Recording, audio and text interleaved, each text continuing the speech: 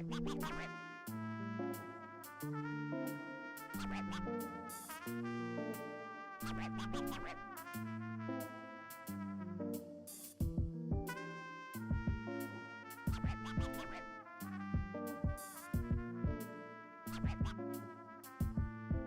dónde está papi?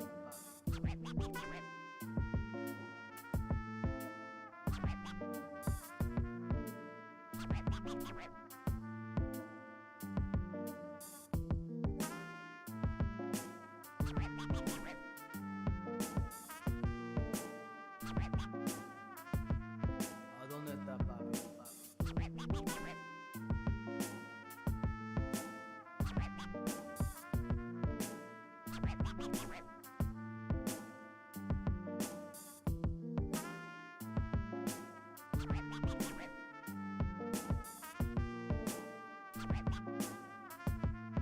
¿A dónde está papi? ¿A dónde está papi?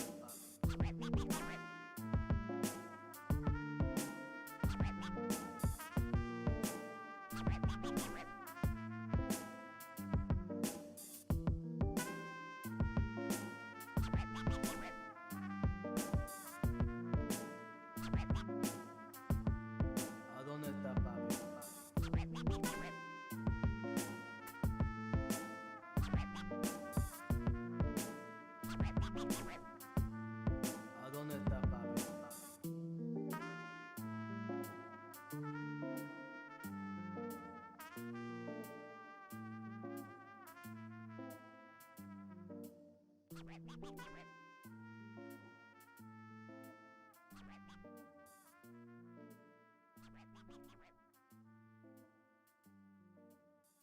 ¿A dónde está papi?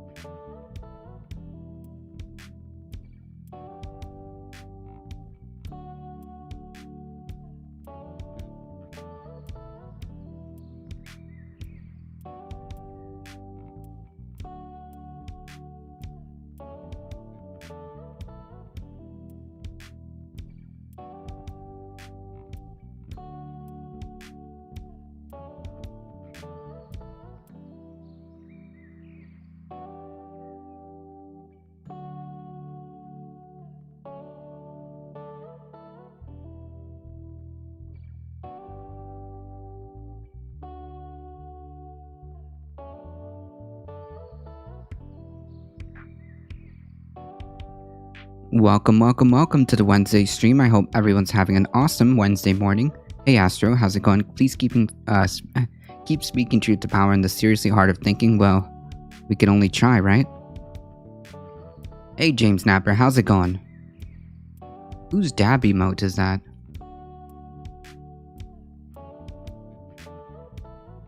Amy Sim, gotcha. That's pretty cool.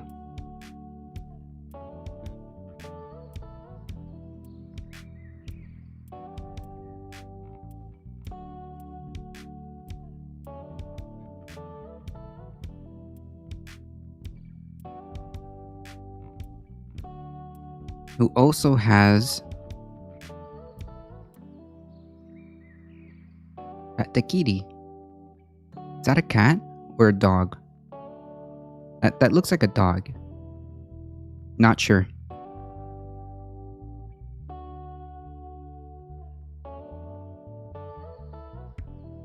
Oh, that's so cute. That's a rabbit?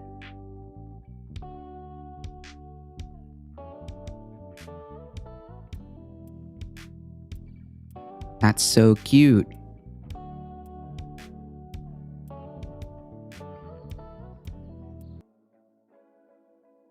Oh my god, look at that stretchy boy. That is adorable.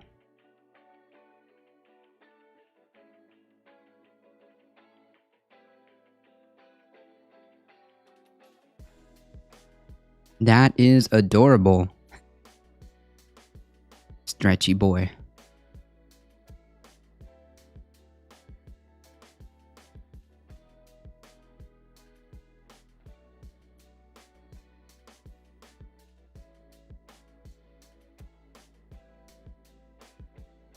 It's a good channel, more focused, more game focused, but she's a good egg. That's awesome.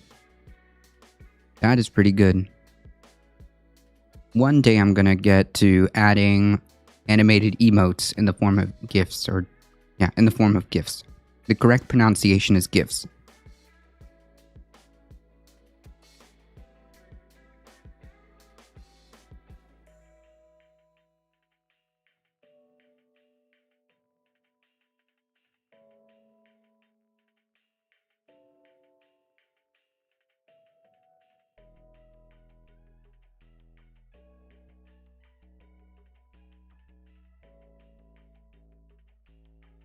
Folks, before we start the usual news gauntlet, I want to thank Ranger and Rogue for the offline follow. I appreciate that. Thank you so much. And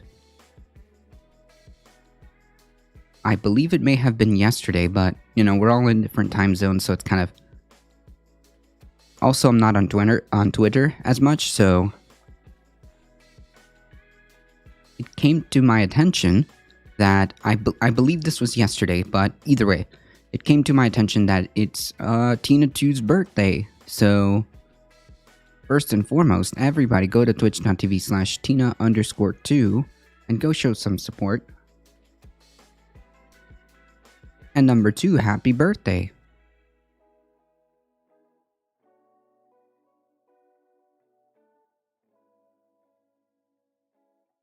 A very, very happy birthday to Tina 2.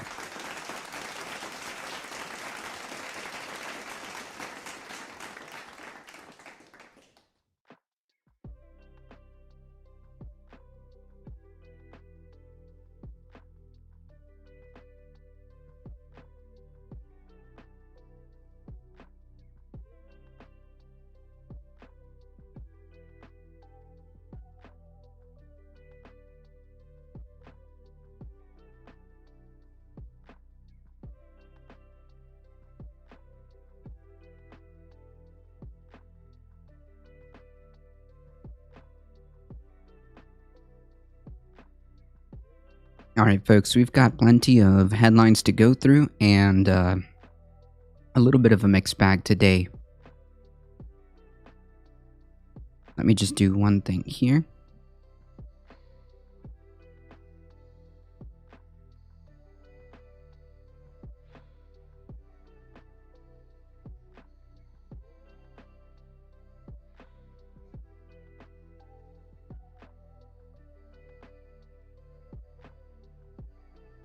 Come on.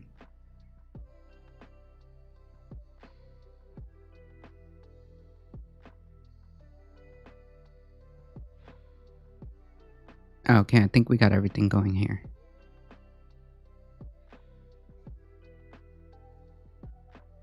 There was a COVID article in NYT with some easily digestible data if you're wanting a gloomy start to the day. Oh, we've got plenty of doom, but kick it to me. Throw it over here. Throw it over here. We could always use more doom.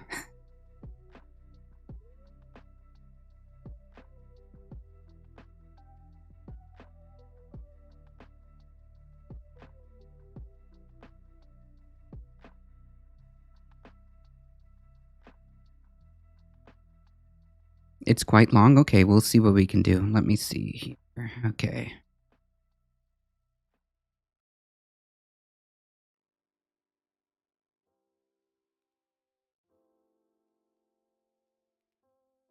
Nice meme. Oof, already starting strong right at the headline. Jeez.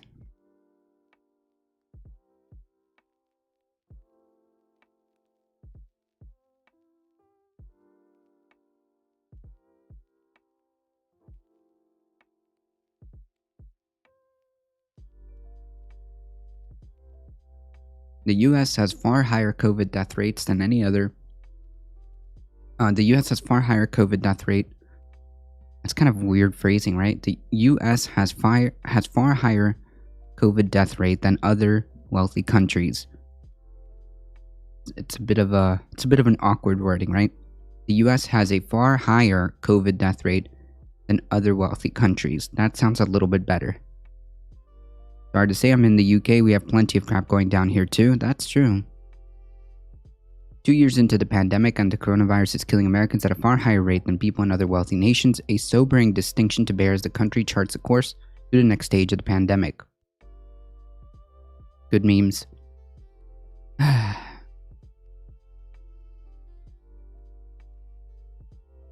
Good memes. The ballooning death toll has defied the hopes of many Americans that the less severe Omicron variant would spare the U.S. of the pain of past waves. Deaths have now surpassed the worst days of the autumn surge of the Delta variant, and are more than 2/3 as high as the record toll of last winter when vaccines were largely unavailable. Right, this is just like, I assume that this is just based on sheer, like, numbers, right? Like, Omicron was, obviously, and I use this very loosely, was less severe, but the sheer numbers just kind of made that a moot point, right, to bring up. Hey, Eric, how's it going?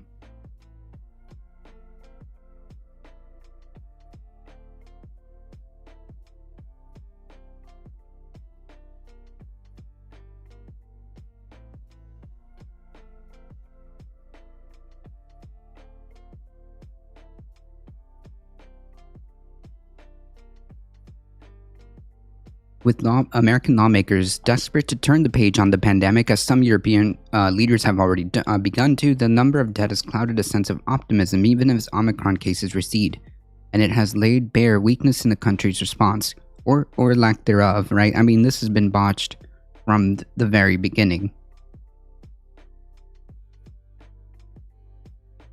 This has been botched from the very beginning, and unfortunately, the Biden administration has also kind of dropped the ball in certain areas too, right? I mean, it's February, and just like 2 weeks ago, well, I don't know, not that long ago is when they finally were able to give at-home tests to the American people. It was just not that long ago that they finally decided to give the American people N95 masks, which, by the way, a day late and a dollar short, This has been planned since the beginning. The post office gave a option to, as far back as the Trump presidency, to do this. They had the capability of sending out masks to everybody in the country through the post office, but they just didn't do it. Thank you for the follow. I appreciate that. 80? Is it true it is true that Omicron does not hospitalize and kill at the same rate. However, they're picking up damage to the lungs in people who aren't even hospitalized. I think that's kind of across the board, right? I could be wrong. But I think that's just kind of across the board. That's like standard for COVID, right? Even if you don't get hospitalized and even if you don't end up in the ICU, there has been significant evidence to show that a lot of the damage when it comes to long COVID does revolve around the lungs, heart, kidney, and even some neurological damage.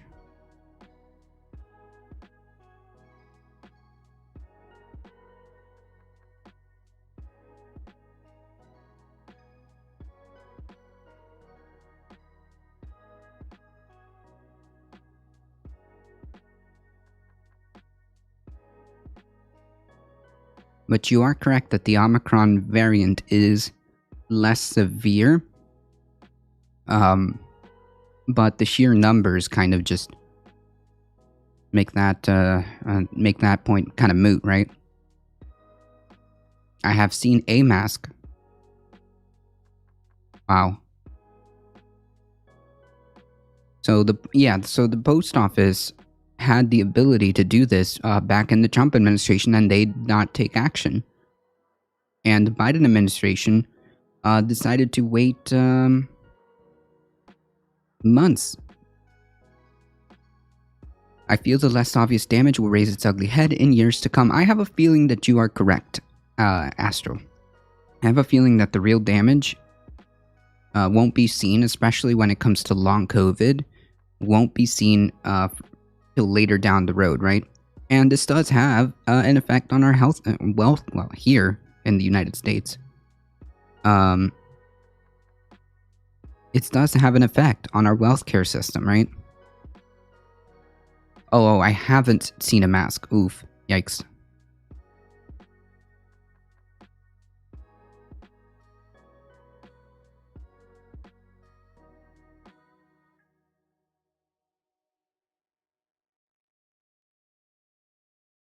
The reality is the numbers here show that, by and large, we failed. That's pretty much the TLDR of this.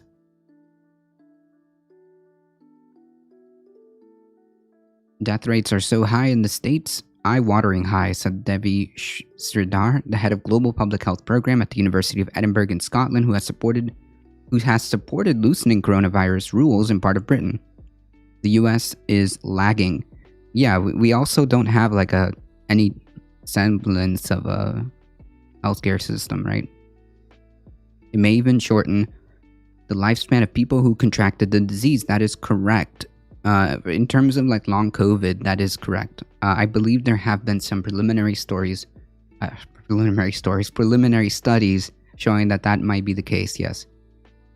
Well, during the Omicron wave, the US death has just been continuously growing up at an increased rate, which is likely down to not only its lower vaccination rate, but also lower uptake of boosters. Sure, this variant is weaker, but weaker to someone who is healthy is different to someone who has existing conditions that increase fatalities. That's correct. And it has almost, it's almost indistinguishable, the impacts of the Delta variant to the unvaccinated as it is to the Omicron variant to the unvaccinated. The unvaccinated people are still suffering at a massive rate in comparison to the vaccinated folks.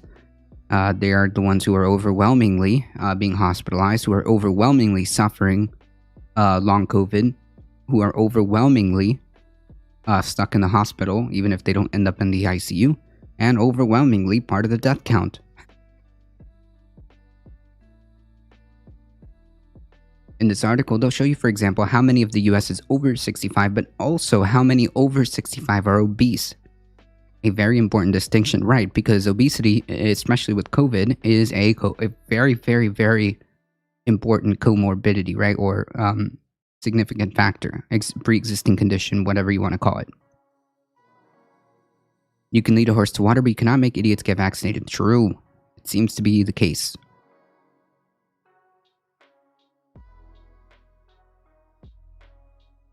For some of the reasons, America's difficulties are well known. Despite having one of the world's most powerful arsenals of vaccines, the country has failed to vaccinate as many people as other large, wealthy nations. Usually, vaccination rates in older people also lag behind certain European nations. The US has fallen even further behind administering booster shots, leaving a large number of vulnerable people with fading protection as Omicron sweeps across the country. True. I think we have about 20-something% that are boosted. 63%, about 61% to 63% are double vaxxed. 75-ish have one shot. Good morning, Alio. How's it going? The resulting American death toll has set the country apart, and by wider margins than it has been broadly recognized. Since December 1st, when health officials announced the first Omicron case in the US, the share of Americans who have been killed by the coronavirus is at least 63% higher than in any of these other large, wealthy nations, according to the NYT analysis of mortality figures. In recent months, US passed Britain and Belgium. Hey, we always love to be number one, right? among rich nations to share to the largest share of its population that have died from COVID over the entire pandemic. For all the encouragement that American health leaders drew from other countries' success in withstanding the Omicron surge, the outcomes in the US have been markedly different. Hospital admissions in the US swelled to a much higher rate than in Western Europe, leaving some states struggling to provide care. Because we don't have a healthcare system, we have a wealth care system. That's part of it. Besides the fact that we don't have vaccination rates, besides the fact that people are just kind of not taking the bare minimum precautions, despite the fact that we have active officials, despite that we have elected officials actively not taking the bare minimum precautions, like even just something as simple as encouraging masks. It's just not happening across the board. It's just like, okay, neolib capitalism has resulted in both parties indifferent to unbelievable death rates. Get back to work, folks. Americans are now dying from COVID at nearly double the daily rate of Britons and 4 times the rate of Germans. I would also like to point out Germany has also one of the best healthcare systems. I think they usually come out at top 5 for sure. I don't know how they fare this time, but the German system, the German universal healthcare system, is pretty much on top most of the time. Top health insurance companies, no. Top healthcare countries, I guess.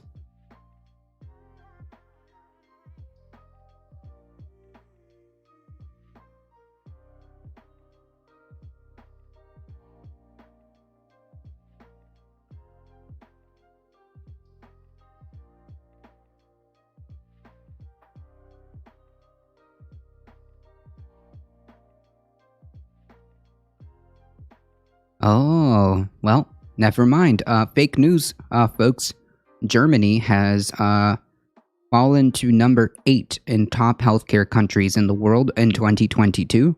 They are still in the top 10, but they've made it to number 8 position. The number 1 country in for best healthcare in the world is Denmark, who happens to be, look, all these countries. Number 1, Denmark, Norway, Switzerland, Sweden, Finland, the Netherlands, New Zealand, Germany, Luxembourg, Austria. These are the top 10 countries who have the best healthcare in 2022. Can anybody tell me what the common factor is? Can anybody tell me the common factor with all these folks?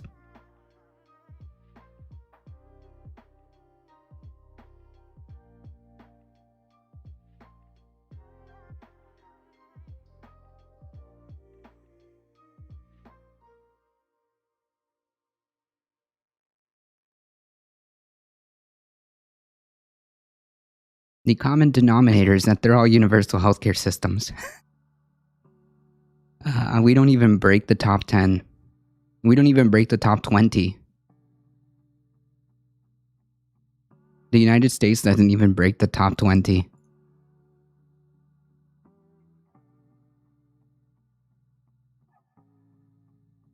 For all the talk of American exceptionalism, we can't even break the top 20 for healthcare. Sad.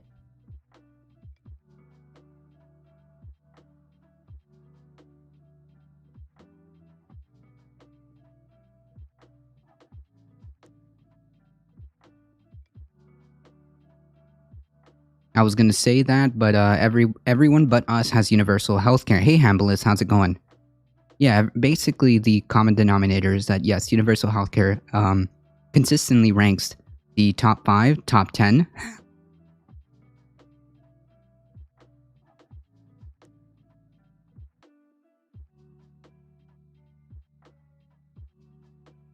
Meanwhile, the United States seems to be lagging way behind. Not even breaking top 20. That's pretty sad. Where's the American exceptionalism?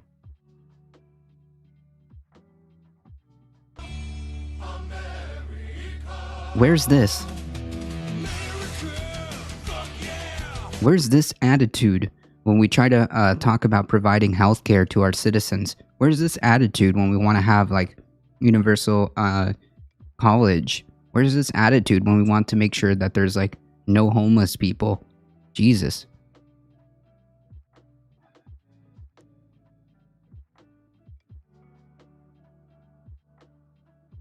Can't find a name like. Oh, can't find a name I like. I like that username. I've seen you before. Hump day, do not come. True. I need so many things. I need so many sound bites. I need that Kamala Harris soundbite. Yeah, we are exceptional at dying from COVID. That's true. Danish people rate as the highest people in the world. I think so. I think that they definitely always top 5 for sure.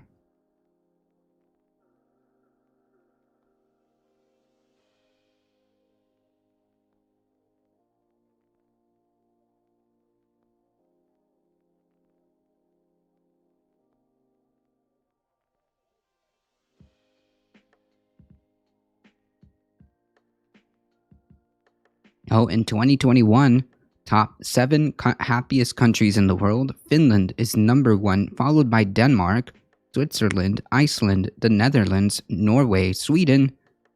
Honorable mention Bhutan.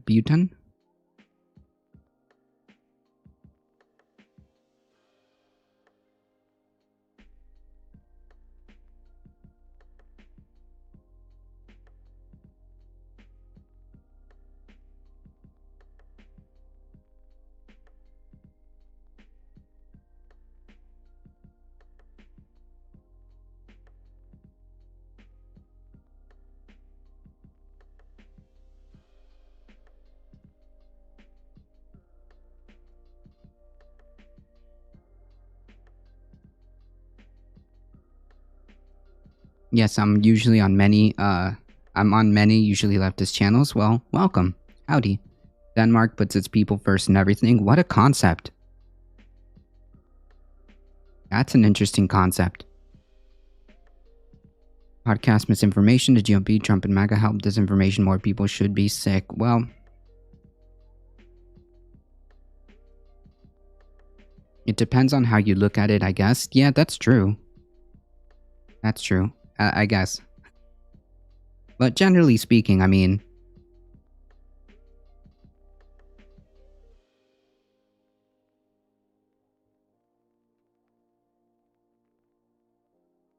I think that generally speaking, countries that have strong, robust social safety nets and consider their citizens first tend to be usually at the top.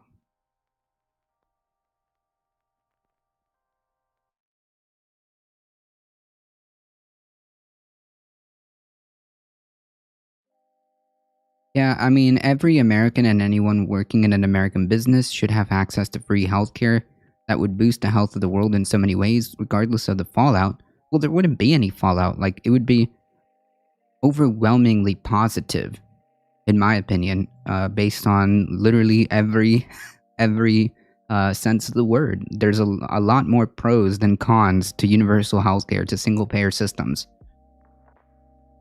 There's no reason why we need to support a for-profit system. Okay? It sucks. It doesn't work.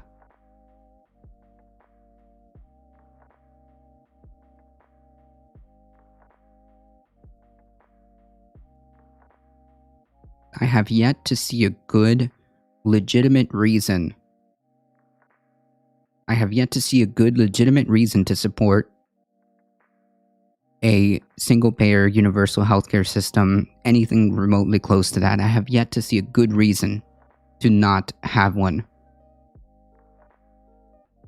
Having a select few rich people in the country does not make a country outstanding. True. That is a very true statement. There's a lot of quantifiers that show that European nations perform well on things like service and democracy, but then their social trends are not always rosy. For example, there's a number of Scandinavian states that have historical problems and of anomalously high suicide rates. How do those things relate to each other is up to interpretation. Maybe. I suspect that there's other factors. That there's other factors there. Who knows? But you are correct. Caring for people should be the top priority. Our system should serve us, not the other way around. Correct. Remember the whole government of the people, by the people, for the people. Remember that good meme? Remember that good meme?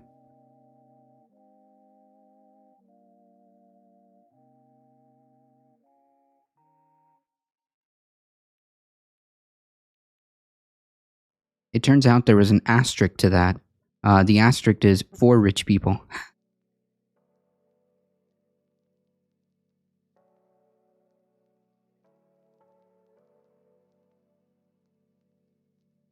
Of the rich, by the rich, for the rich. Sweden has a high rate of suicide, true living at far north. Yeah, maybe there's other factors, obviously, sure, but how many of those countries have been to the moon? True, I didn't think about that, Hambless. Good point. Good point. How did I miss that point?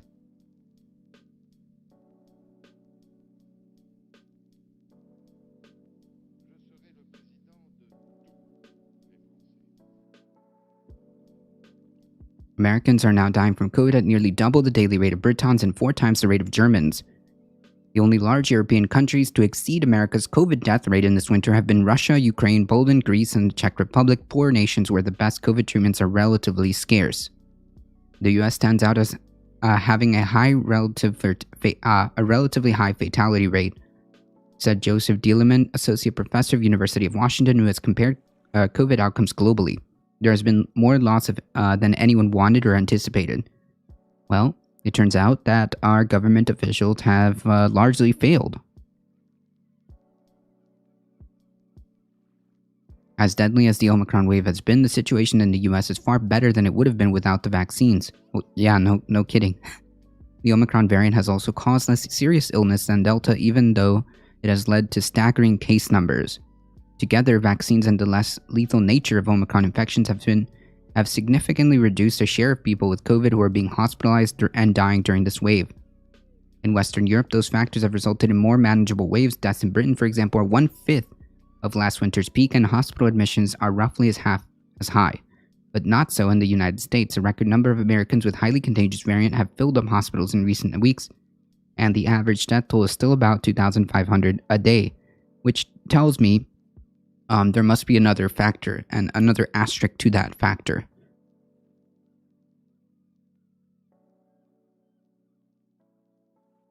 What the hell is the point of going to the moon to beat the Soviets? And even in the best countries of social safety net, substantial systemic violence exists toward disabled, chronically ill, unemployed, poor people. Yes, if you mean that there are significant problems. For example, like you mentioned, when it comes to disabled people, they have less access to even their universal healthcare systems. It's not as friendly. You're correct. For example, if you have a specific disease or a specific illness or a specific condition, you can't even immigrate to some of these countries. You can't even immigrate to some of these countries if you have a specific condition, right? That's kind of cringe, dude. That's kind of cringe. Everything from the internet to smartphones to better food storage to Velcro comes from going to the moon. Let's not blame space exploration for the US's many failures. Yeah, I'm memeing. Alright, I'm memeing. Denial of disability benefits I've gone through. Jesus. Oh, this is like a regular Tuesday in the US. It is unbelievably hard to get Social Security disability. It is unbelievably hard. Correct, it's especially egregious here. Yes, that's correct.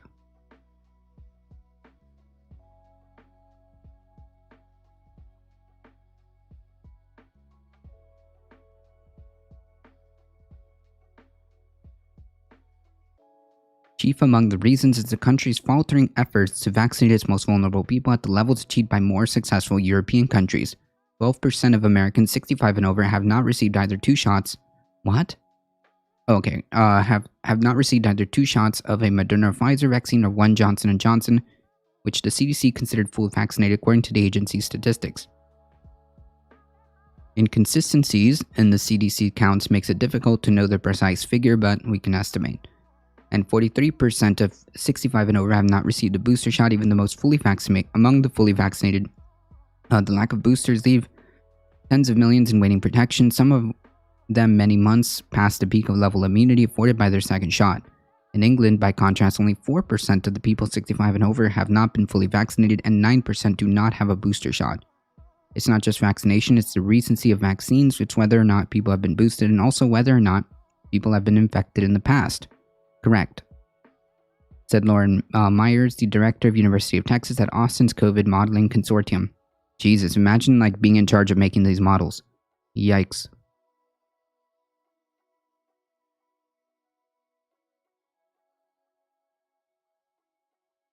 I hear stories every day from people with my illness. Here in Austria, we're treated horribly by doctors and our public pension insurance, health insurance, social court. Yikes. Took me 6 years and visible disabilities are harder to get. Yikes.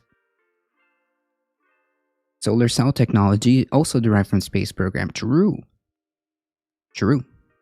We're going to the moon, Mars, and space exploration because the military believes aliens exist. No, it's not just that. Our national healthcare service is cradle to the grave. I guess it depends. I can't believe the horrific failures of our healthcare system to deal with COVID hasn't prompted more serious discussion for Medicare for all. I mean, even in California,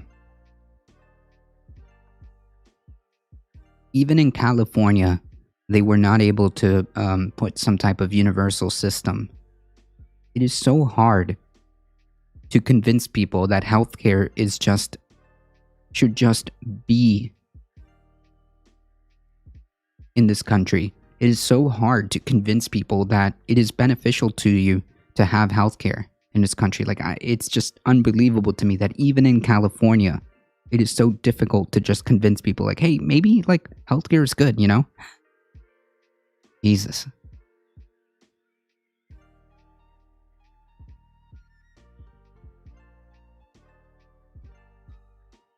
Unvaccinated people make up a majority of hospitalized patients, but older people without booster shots also sometimes struggle to shake off the virus. Said Dr. Megan Ranney, an emergency physician at Brown University, leaving them in extra need of oxygen or hospital stays. In the US, cases this winter first surged in more heavily vaccinated states in the Northeast before moving to less protected states where scientists said they worried that the Omicron variant could cause especially high death tolls. Surveys suggest that the poorest Americans are the likeliest to remain unvaccinated, putting them at a greater risk of dying from COVID. Sure, except get back to work. It's just it's just a mild variant. It's not. America's Omicron wave has also compounded the effects of Delta surge that have already sent COVID deaths climbing by early December, putting the US in a more precarious position than many other European countries. In recent weeks, some American deaths are likely resulted from lengthy illness caused by Delta, but Omicron infections have edged aside Delta by late December. In the US, an epidemiologist said that the new variant was most likely responsible for a majority of the COVID deaths in the US today. Yeah, it's the dominant variant, right? These are probably Omicron deaths, said Robert Anderson, the chief of mortality statistic at a branch of the CDC, and the increases we're seeing are probably in Omicron deaths. Yeah, just out of sheer volume, right?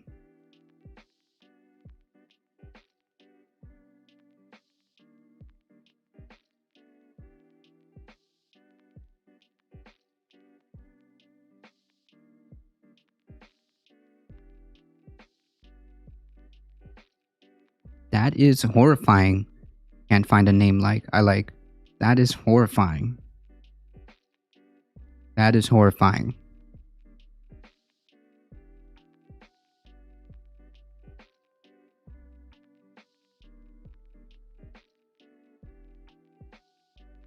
That is horrifying.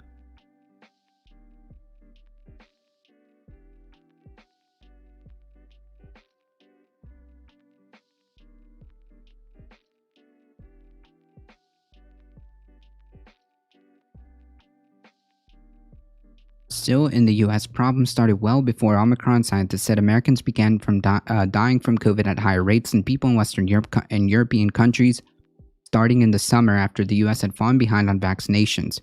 During the Delta surge in the fall, Americans were dying from COVID at triple the rate of Britons. By tracking death certificates that list COVID as a cause of death or a contributing factor, Dr. Anderson said the CDC is able to ensure that it is counting only people who died from COVID and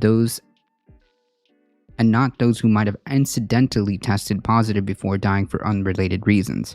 Right, so we got to make sure that those are separate. And even taking that into consideration,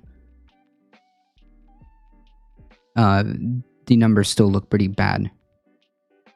It is too early to judge how much worse the United States will fare during this wave, but some scientists said there was hopeful signs that the gap between the US and other wealthy countries had begun to narrow.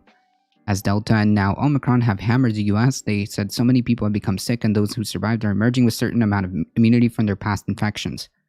Although it is not clear how strong or long-lasting that immunity will be, especially from Omicron, Americans may slowly be developing the protection from past bouts with COVID that other countries generated through vaccination at the cost, scientists said, of many thousands of American lives. We're finally starting to get to a stage where most of the population has been exposed to either the vaccine or the virus multiple times now.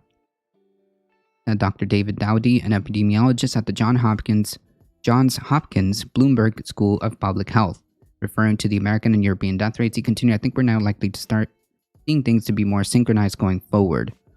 Still, the US faces certain steep disadvantages, one that experts worry could cause problems during future COVID waves and even the next pandemic. Many Americans have health problems like obesity and diabetes that will increase the risk of severe COVID. That's right.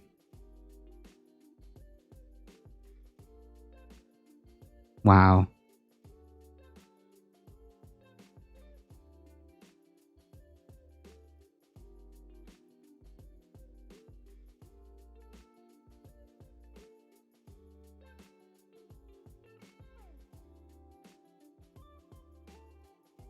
Jesus, can't find a name I like. Unbelievable.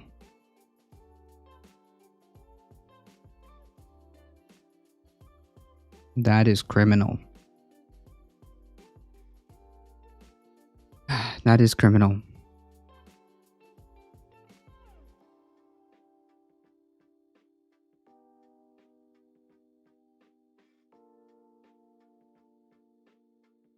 If the current COVID was not originally envisioned as a weapon, it is most definably become an added option by militaristic ideologies in the application of war. I have no idea what that means. I have no idea what that means.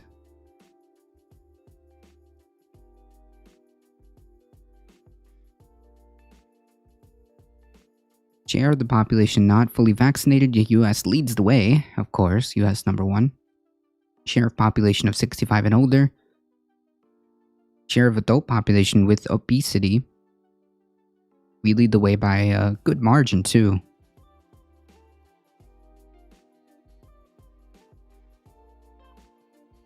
Most Americans have also come to express distrust of the government and of each other. Jesus. In most recent decades, making them less inclined to follow public health precautions, like getting vaccinated or reducing their contacts during surges. St. Thomas Bolaiki, Director of Global Health Program at the Council of Foreign Relations. A study, this is unbelievably depressing. The study published in the scientific journal The Lancet on Tuesday said by Mr. Bolaiki and Dr. Dieleman of the University of Washington found that a given country's level of distrust has strong association with its coronavirus infection rate. Yeah, of course.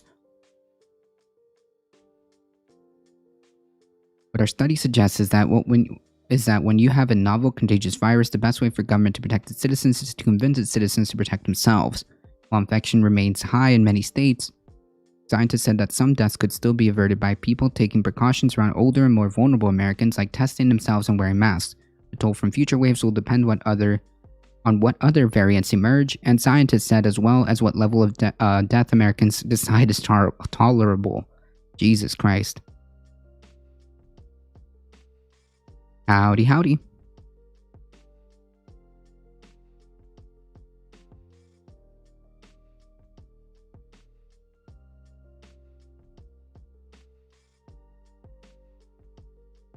We've normalized a very high death toll in the US, said Anne Sosin, who studies health equity at Dartmouth. If we want to declare the end of the pandemic right now, what we're doing is normalizing a very high death rate. Yeah, so just to be clear, humans don't declare the end of the pandemic, right? The pandemic, the virus determines the end of the pandemic. It's just a matter of what you find an acceptable loss. Hello, Math Mike. How's it going? Howdy, howdy.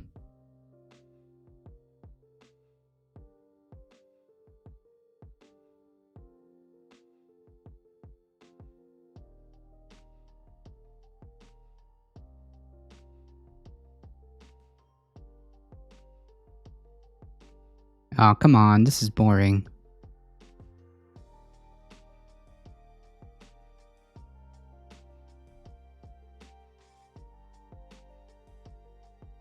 Coming in hot with that hammer time.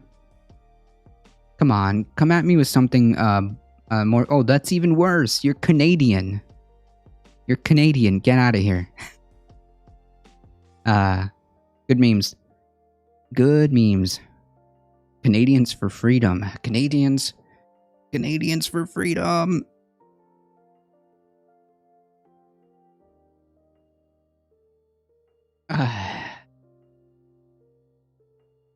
It's so bizarre, like having like people from other countries cheer on a authoritarian wannabe dictator. It is the weirdest thing that I've ever seen across the board. Like imagine your vision of freedom is the same guy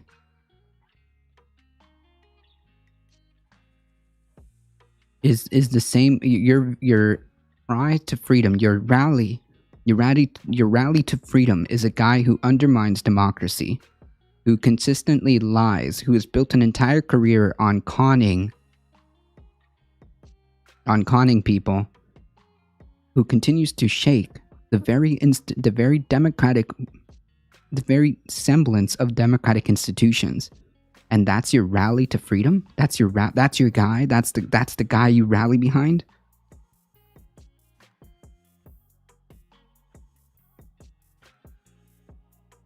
Cringe.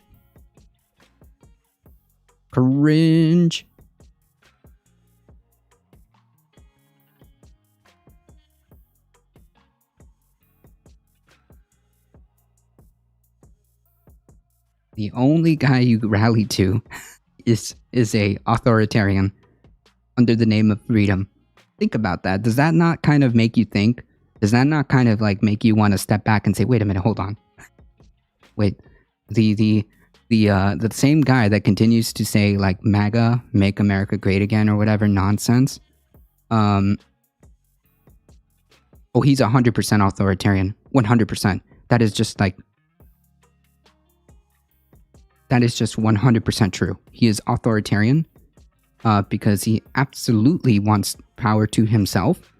He has shown numerous times that he does not care about the democratic process. I mean, what else do I need to do? What else do I need to show you? He does not care about democracy.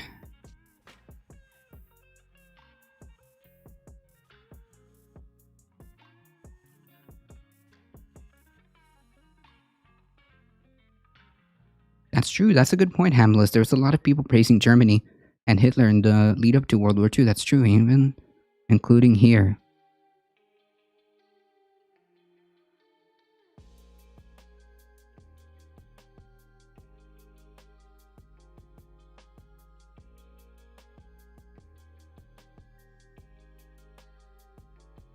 You wouldn't say putting military tactics against citizens is authoritarian, overthrowing an election. That's like up there with the worst of them. We try to be thankful he failed, but the planned opposition is helping him.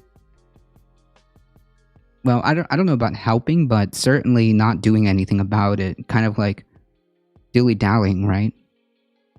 It's like Weimar year. It's like Weimar vibes, right? Inaction is action. Well, that's the point too. Like it's like the Weimar vibes where they just thought that they could just laugh away oh, he's just some type of clown. No, nobody should take Hitler seriously. He's just some type of clown. He's never gonna make much of anything.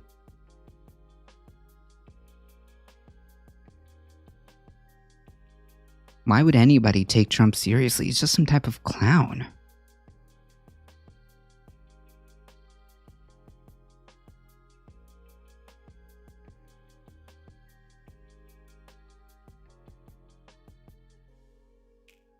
This is like the question. Biden just called for more police after denying fighting for a minimum wage, Drew. Milquetoast liberalism will inevitably fail to rabid authoritarianism when the right bad actors hold office. I think so. I think that a democracy that isn't strong, that has the safety features and has the institutions working as promised, falls to authoritarianism. Simply because in order for you to have a healthy democracy, you do need institutions that are strong, that do what they're supposed to be doing. Right now, our institutions are, needless to say, not functioning as intended, right? And some are even kind of shoehorned in that are not democratic in nature, right? So that kind of shakes that one of the three pillars for a healthy democracy. You have to have transparency, which we don't have really. We don't have transparency. We have a lot of backroom deals. We have a lot of legalized, as Hambless brings up, legalized bribery that we don't really hear about unless news decides to cover it.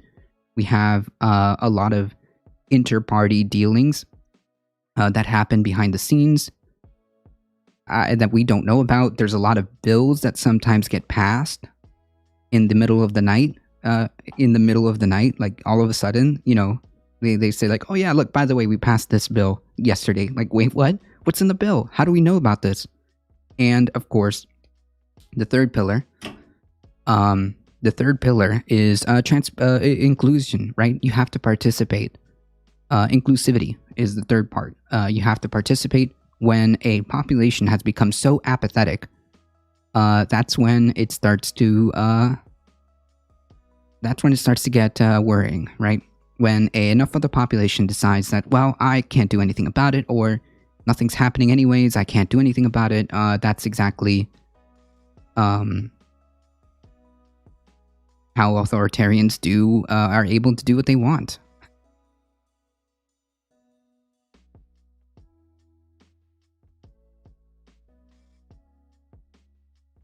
If Pence was missing his spinal cord, because I'm not convinced he has an actual spine, we would be looking at a much different situation. Yeah, the only reason he did what he did is because he literally couldn't. There's no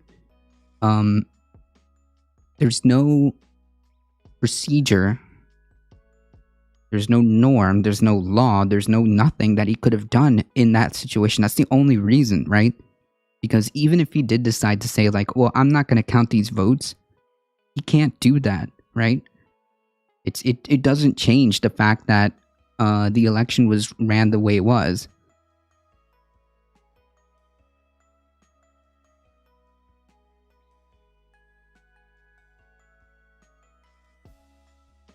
Ban financial ties to industries you write law for is true. That's why I like Australia's elections. You have to vote, but there's also an NA option. Oh, I mean, yeah. I don't know about like compelled though. I think that it should be as available and as accessible as humanly possible. But I'm not sure about the compulsory aspect to it, right? I'm not sure.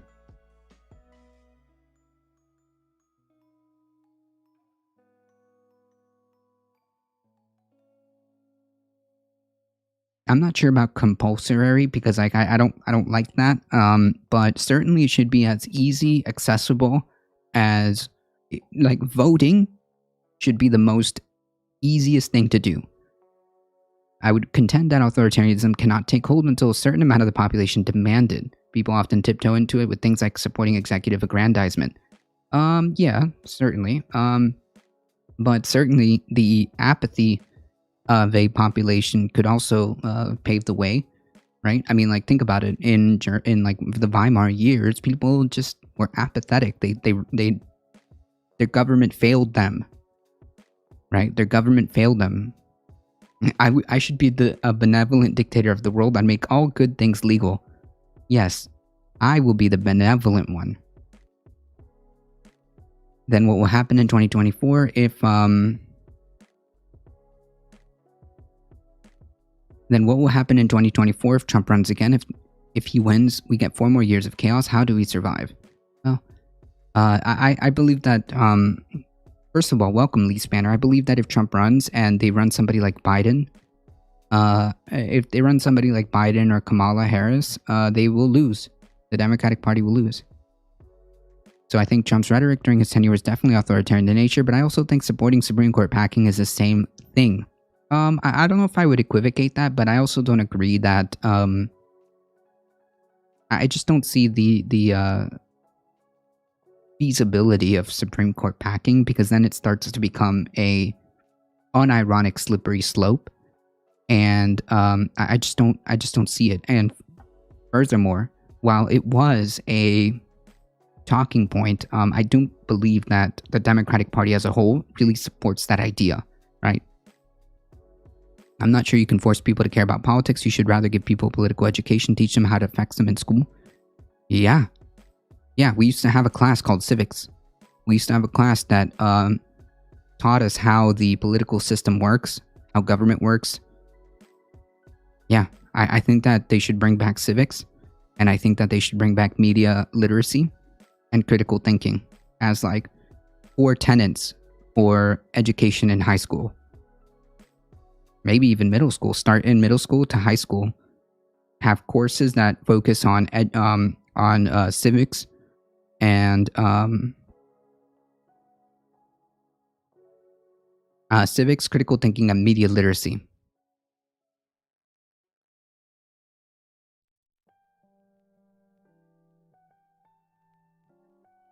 The DNC will never let Sanders win, and he's the only candidate who actually got a real shot. He's enough of an outsider that the anti-establishment people still jump ship for him, but the DNC hated him. Well, the Supreme Court is horrendously undemocratic. If we can't abolish it, then we should water it down as much as possible. With those 13 justices were meant to govern 3 million people, not 300. Well, I don't know, because while the Supreme Court is significant, I think that all these lower courts, all these federal courts, and Congress and the legislative branch kind of have it in check, right? Because if the Supreme Court, let's say tomorrow, the Supreme Court decides to knock down Roe v. Wade, right? Let's say tomorrow, Roe versus Wade is gone. The legislative branch can then balance that theoretically, should it be doing its thing, should balance that by codifying it into law.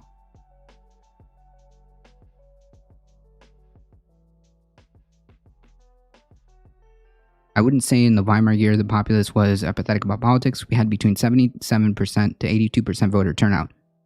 Maybe I'm wrong. Hold on, maybe I'm going to take an L on that one.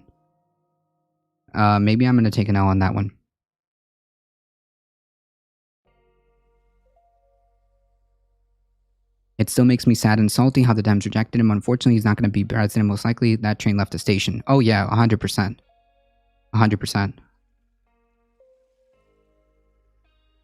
The Supreme Court should be larger just because each nominee now is so high stakes, but one shouldn't unilaterally add a large number of justices on its own.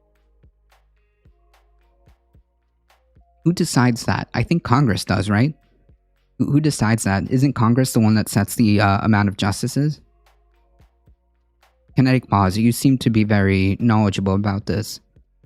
Who decides how many justices are there?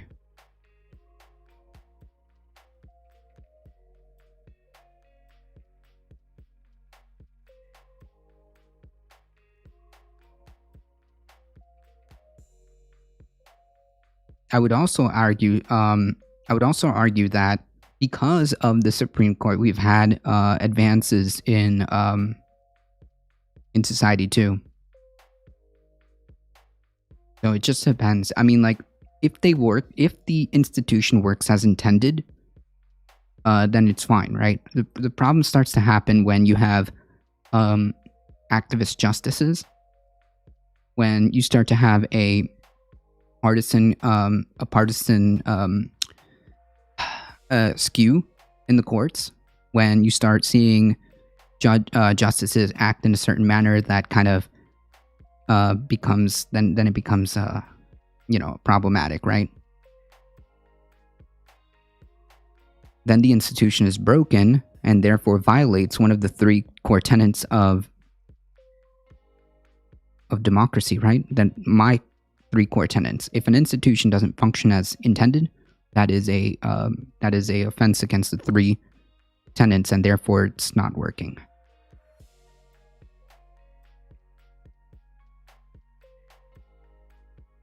It has been expanded multiple times in the past.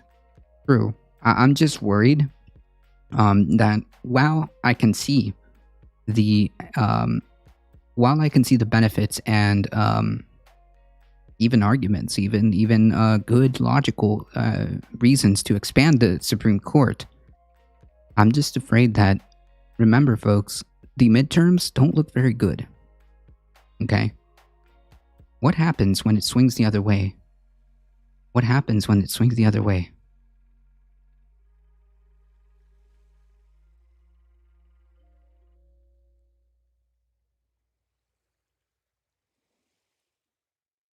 I don't know. I could be 100% wrong, but like in my opinion, the way I see things is the moment let's say the Democratic Party extends that Supreme Court justice seats to 13, right? Wait, is it 13? Yeah, let's say they expand it to 13 or 15, whatever the number they say is good. Then the Republican Party gets in power because it doesn't look good as far as I can tell. Then they expand it or to fit their narrative, and then once that happens, yikes! It's absolutely horrifying how courts can be partisan. How can they be independent? They aren't. They aren't. Justices used to serve an average less than 10 years. Now it's closer to 20. I expect nominees to get younger and younger as each side seeks to maximize its choices. Its choice term. Yeah, that's true. Abolish the SCOTUS. And how do we do that, though? And what ramifications will that have? It hasn't been expanded since 1867. They like it undemocratic. Well, the problem with, like, the real core of the issue here, in my opinion, is not the institution itself, but how the nature of it has become so partisan or so ideologically driven, or for the lack of a better word, activist justices, right? It kind of breaks it, right? Kind of breaks that. I can understand the frustration around the Supreme Court as a concept, but by their nature, they will more often than not appear to stick with the status quo. But that's kind of part of their job. Law is about precedent, about balance. It's hard for it to actively feel progressive. You have to be careful that any critique isn't framed around partisan frustration, though, because you're dealing with things that are fundamental pillars, not just a policy. Correct, but they're already showing the problem with the Supreme Court as it stands right now is that it's showing it's a partisan institution. It breaks that rule, right? It's not functioning as intended. I don't know how we would abolish it, but I really think we're better off without it. I don't know. I see that it is possible for making that argument. I just don't see like the practicality, like the actual layout in real life. As like, remember, the Supreme Court gave us like Roe v. Wade. So like, I don't know. Maybe I just don't see the benefits right now. Even expanding the Supreme Court would be a better argument than abolishing it.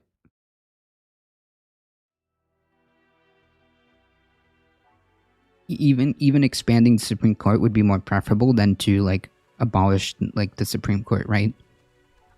I don't know.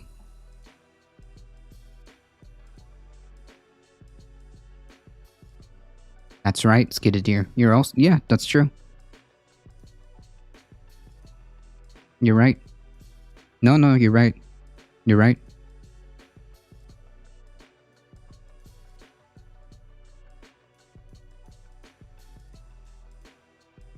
You're right. You're right, Skidded Deer.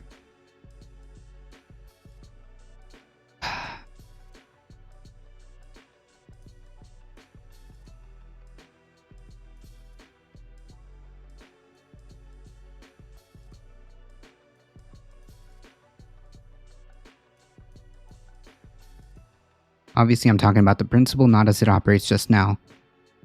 To prevent a kind of a tyranny of this. Well, yeah, like the whole point of having these type of institutions is to work or function as intended, right?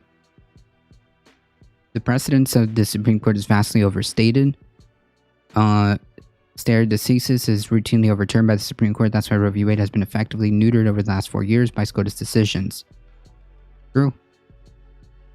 Yeah, I mean, true. It became what it was meant to prevent. Correct. And that's why I'm saying, like, it at this point in time, it does violate one of the three pillars, which, if an institution doesn't function as intended, if an institution is broken in the sense of, like, it's not functioning to do what it's meant to do, then that violates one of the three pillars for a healthy democracy, right? Plain and simple. The same thing goes for the Supreme Court being relatively not transparent. The Supreme Court, like, often, like, decisions are just kind of like, oh yeah, by the way, the Supreme Court decided yesterday. Like, wait, what?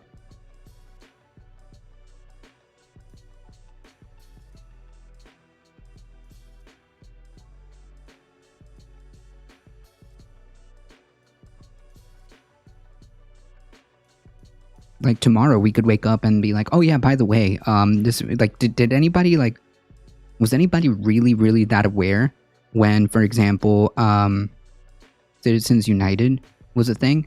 Because it kind of just happened, right? There was no, like, transparency, not that much.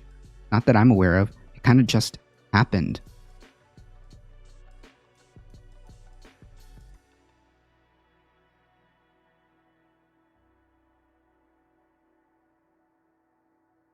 Unless, like, groups are making, unless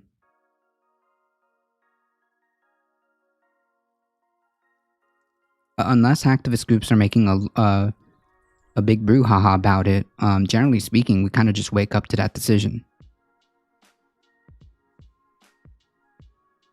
As a matter of basic democratic principle, the people ought to be able to consider policies and then vote on them without having the courts step in and say no. Yes, but also, like, there has to be a way of, like, checking and balancing, right? The most recent action I can give the Supreme Court credit for is applying the filming of police to the First Amendment. However, they did not make it so that violators can be clearly stopped. Jesus.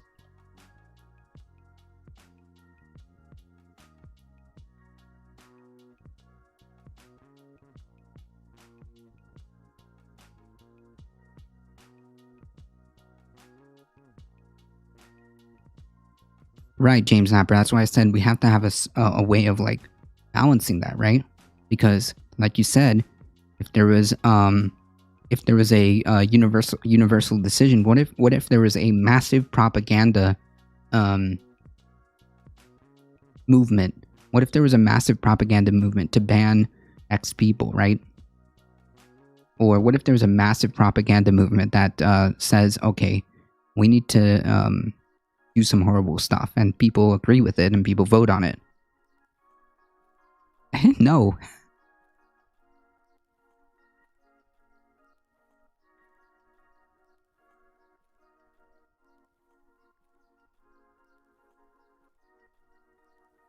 There must be some kind of check on how far things can go. Correct. It depends on what form of government you have. In Canada, the government can overrule the Constitution, but in the US, it cannot. Yeah, I would argue then that's... Well, you can't overrule the Constitution, but you can submit and get states to agree to a amendment. We get mad about police accountability and qualified immunity, but the justices are protected by one that makes it look like child's play. Almost all of their decisions is thin blue line. We get mad about police accountability and qualified immunity, but the justices are protected by one that makes those look like child's play. Correct.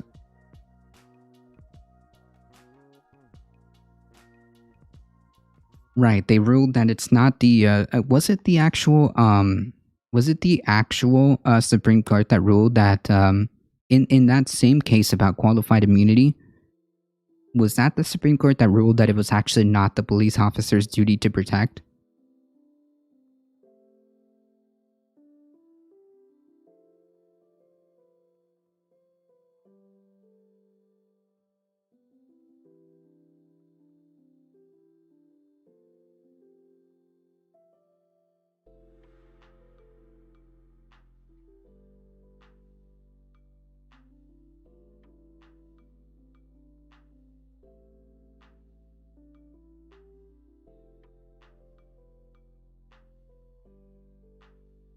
Oh my god, this is so boring.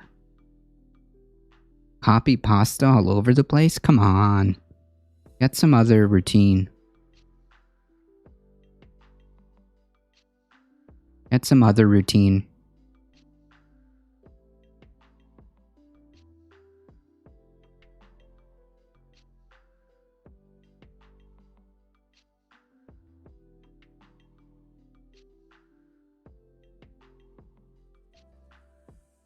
Ba-dum-tsh.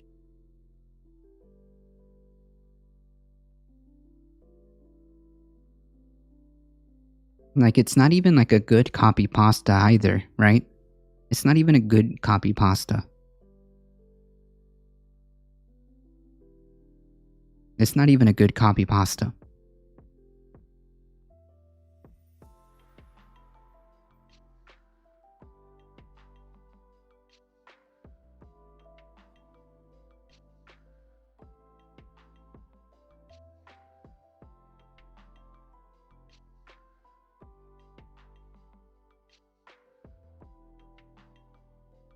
Like, if the best that you can bring to the table is that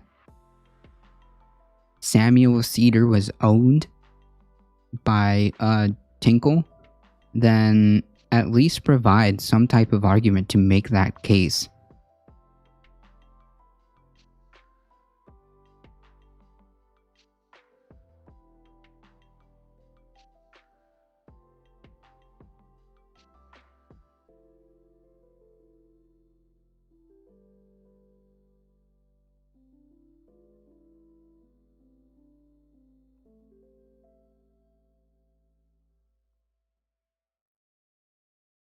Is this about the state funding thing again? Wait, what?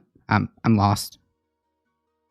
So just to be clear, I don't know if you were talking about the copy pasta, which they decided to copy pasta again in my DMs because they have no other argument other than to just copy pasta the same exact boring message everywhere. Most governments have multiple steps or legislative chambers which can determine policy being just or not. For example, in the US, there's the House of Commons and the House of Lords. So technically, there's also a Supreme Court. The authority of the Lords in the UK is somewhat similar to the frustration Americans have with the Senate, with the Supreme Court, but most people don't suggest the abolishment of the Lords without some kind of replacement. Oh, well, how was Sam Cedar owned? Because that's what I gathered. Oh, there's no information here. Like, it's the same copy pasta. Here, I'll even post it in chat.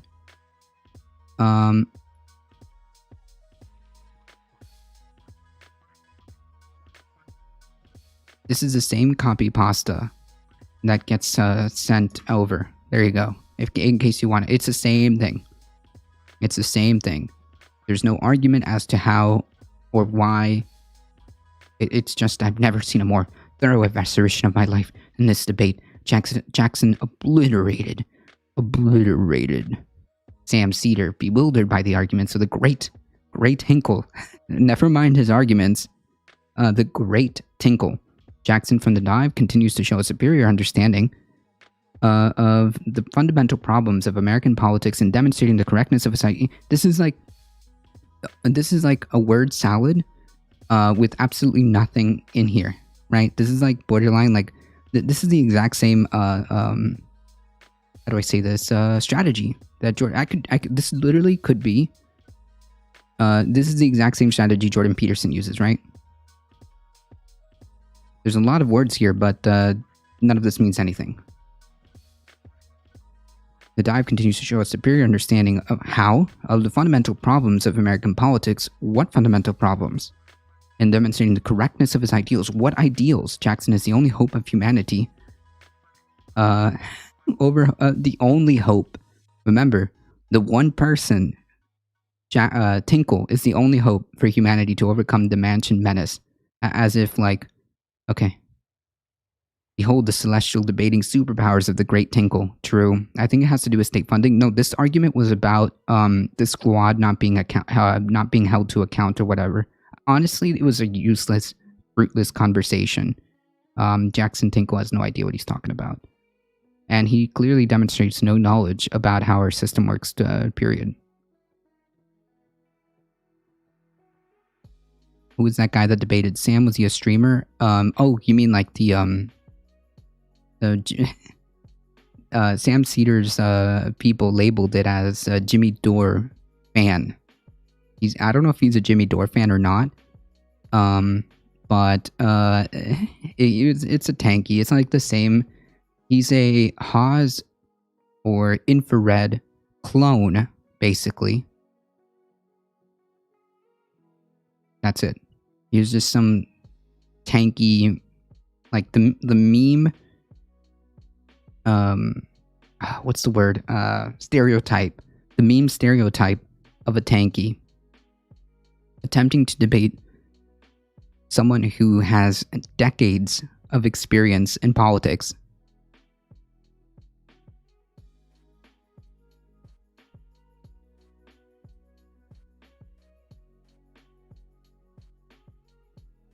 Does anybody take infrared seriously? No one should. No one should. The scapegoat, yeah. No one should take infrared seriously. I have yet to determine whether or not infrared is playing a character or if he's real. I don't know. But yeah, he's not to be taken seriously. Both of them are pretty reactionary in nature.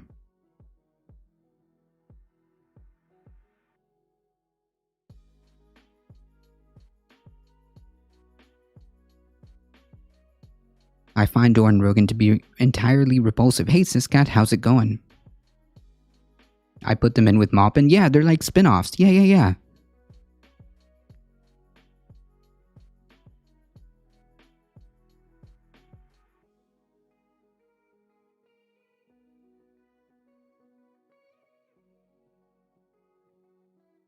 I'm not getting into that. Can't find a name I like. Yeah, that's a perfect example, Skidadeer. They're like Caleb Moppin spin-offs. It's always funny just how much people put weight on these weird online debate things. If they had any sort of sway, it reminds me of the very recent book, actually, which is called The Other Divide, Polarization and Disengagement in American Politics, which incidentally has a little summary here. Nice. Dude, your ability to bring up just random sources or random books pointing to pertinent points being talked about in chat is quite amazing. Just out of nowhere, boom. Oh yeah, I read this book. Oh yeah, here's an article. Oh yeah, like here's a podcast. Man, I'm with Hassan. I don't like debate bros. I like conversation and learning stuff. Yeah, like I generally speaking, I don't really have a problem with debating.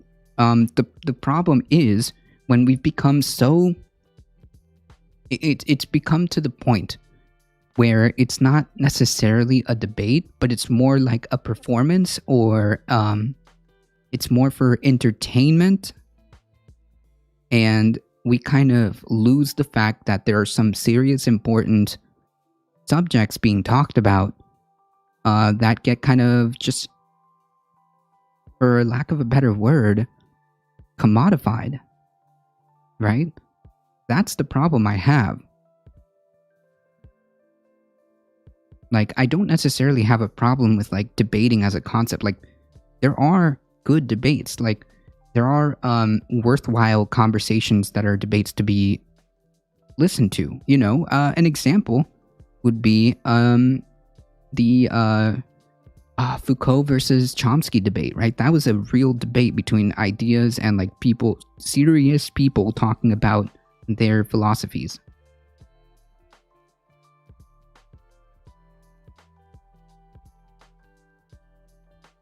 Yeah, I know.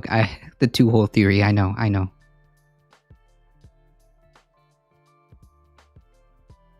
The real question is, would you box Haas? Modern day debates are surrounded by deteriorating trust when it comes to be about establishing through common ground. Yeah, but not even like, it's not even about common ground. It's all about dunks, right? It's all about dunks and viewership and things like that, which again, if you want to bill it as that, that's fine. If you want to bill it as that, okay. Do you? I mean, personally, whatever. Not me. But I'm just not about it. Wait, I missed the copy pasta fund. Is that an actual copy pasta now? Yeah, it is. It is. It is spread it forward. If you see this, look, I've already got it on standby.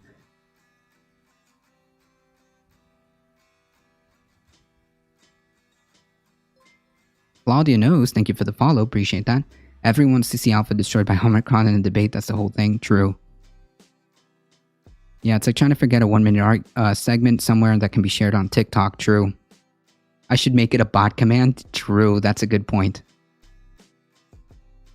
I've never seen a debate where someone changes their mind, even their entire argument gets shattered in front of a crowd. Yeah, but it's not about the person you're debating. It's about the audience, right?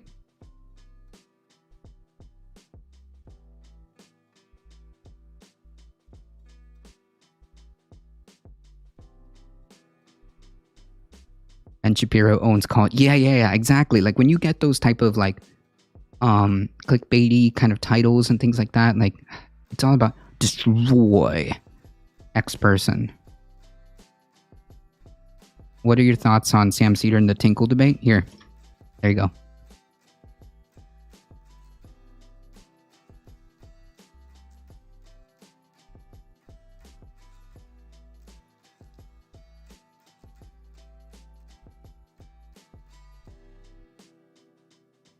Jesus Christ.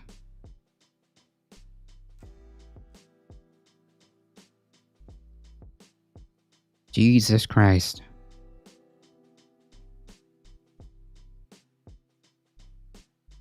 I'm not surprised that this is the type of copy pasta that was around years ago.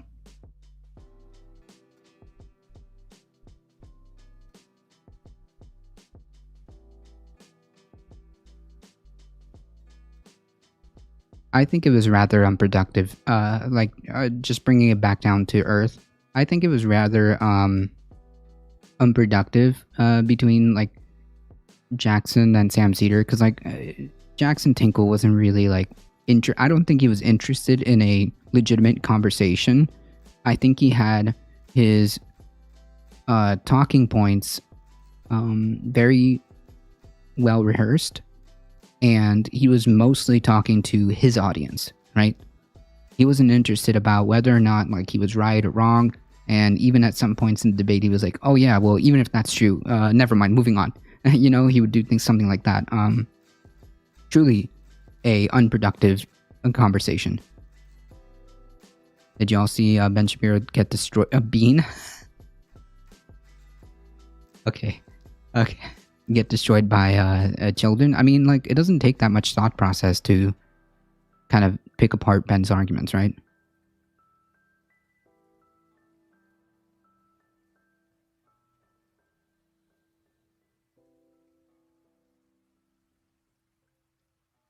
Sam talks to people every day, and Sam is very good at just saying, well, what did you mean by this? Then it's over. Yeah, the Socratic method. Yeah, basically.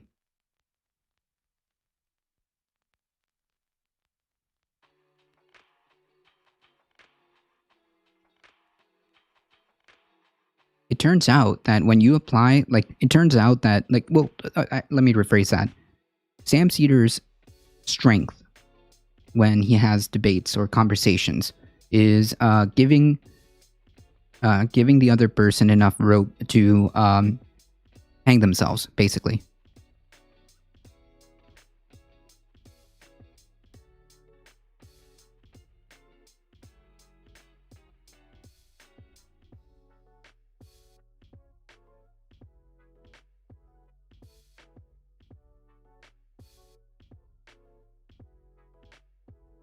The Socratic method is by continuously probing questions in a concerted effort to explore the underlying beliefs that shape the opponent's views and opinions. In other words, you tell me, what do you mean by this?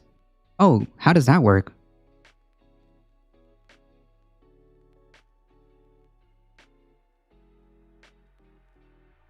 What do you mean by that? I didn't know that was the name for it. Yeah, like when you when you try to basically probe a person's ideology by kind of like throwing it back at them, is the Socratic method. You just continue to explore and ask questions of how their ideas would work. Because chances are, especially when you ask them, and when you ask a person who has an incoherent ideology or a contradictory ideology, when you start asking them how that would work, and you say, well, wait, you just said that. So if you just said that, now you're saying this, how does that work? That's kind of like this Socratic method in general, and is as simplified as possible. Taxes are when the government takes your money and gives you nothing. A literal child. That's not true. I mean, like a child. Like I said, it doesn't take a lot to just poke holes in Ben Shapiro's arguments. I prefer honest, open, good faith debate, not shouting matches and erratic trickery like Ben Shapiro. What? And half of Twitch debates. Well, the thing is, it's not designed to be a debate. It is entertainment. It is a spectacle, right? It's a spectacle, which is my criticism for some of these online debates, right? It's a spectacle. You are putting on a performance. You are putting on a performance, and whatever it is that you're going to debate, that's you. That's you. You need to, put on that performance. Like I said, there's nothing wrong in principle with debating, and there's nothing wrong in principle with like arguing with people. I do it all the time. I go after Twitch chatters all the time who make asinine comments. I go after Twitch chatters who make asinine comments all the time. Like Dr. Richie pulls them and respects them and just deflates them with respect. It must feel so bad not to own the libs. True. Did you watch the Ben Shapiro and Dr. Nick Kidd's video? No. No, but if you want to send it to me, we can. All right. We're getting derailed here. We're in outer space right now. We're in outer space. Anyways, so to bring it back to the original point that chat was bringing up, there's so many questions when it comes to the Supreme Court of whether or not it is working as intended. I would argue that it's not. So then what do we do about it? That's the question. They can be good, though, for seeing how the facts are borne out. Like Mosh and Destiny arguing with white nationalists, they brought up a lot of common conservative talking points and ripped them apart. Yeah, no, I'm not opposed to the concept of debating, and I think that some can be good. It's just like it's just become. Ever wonders if they're missing out on dental benefits in their Medicare plan? Well, you're not alone. So here we are. It's just become it's just become more of a spectacle.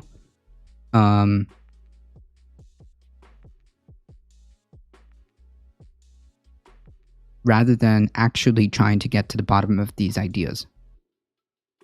The Supreme Court should only have 4 to 8 year term limits since they are all partisans. Well, I mean, hey, there's a good argument for having term limits instead of being lifelong appointees. There you go. That's a good point.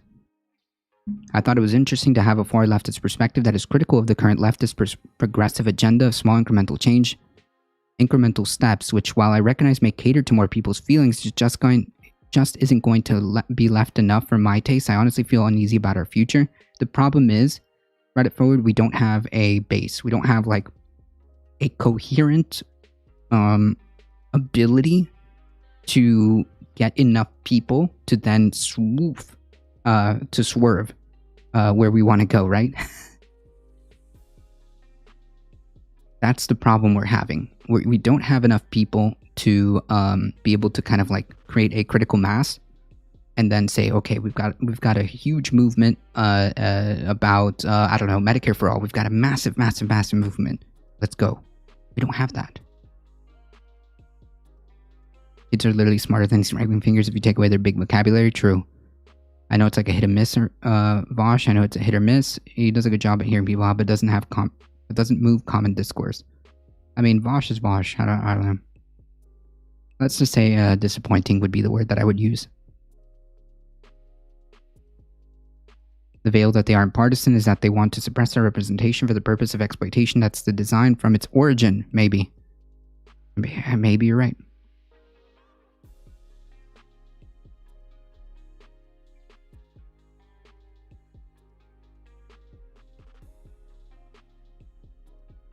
We are today at a public library, and I know what you're thinking. Ben, haven't you read all the books there already? Of course I have, but that's not why we're here. My producers have given me a stack of cards. They have a bunch of terms on them having to do with the government. I have to explain these to very, very small children in a fashion that kids can understand. So we'll find out how this is going to go. This video is sponsored by our friends over at Conservatives. Whoa.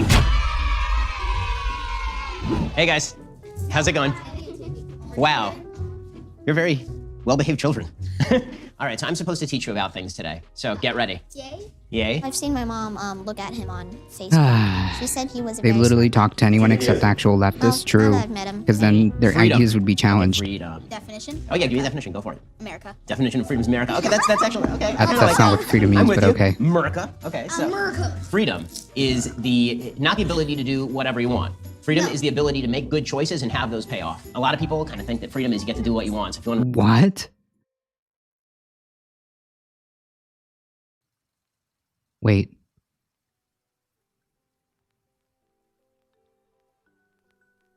When was this?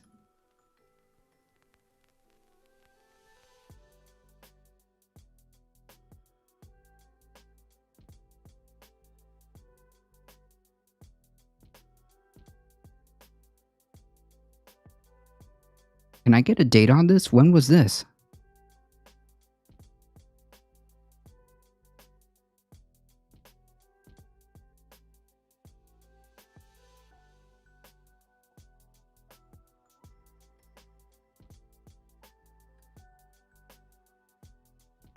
Zoom out. Oh, January. What? This was done not that long ago? So Ben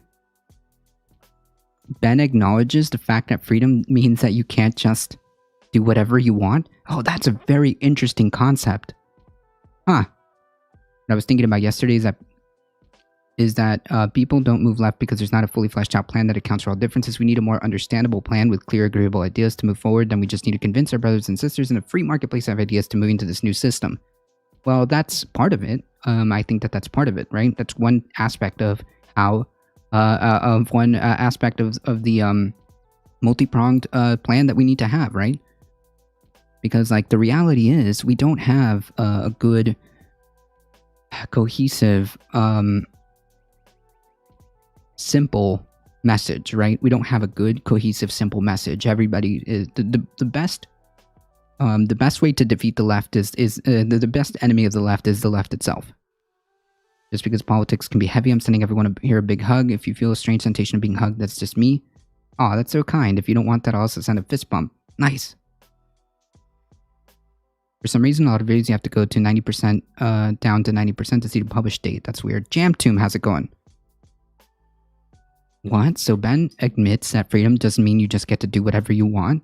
That's interesting. That's an interesting admission. Very interesting admission. So, yeah, thanks, Ben.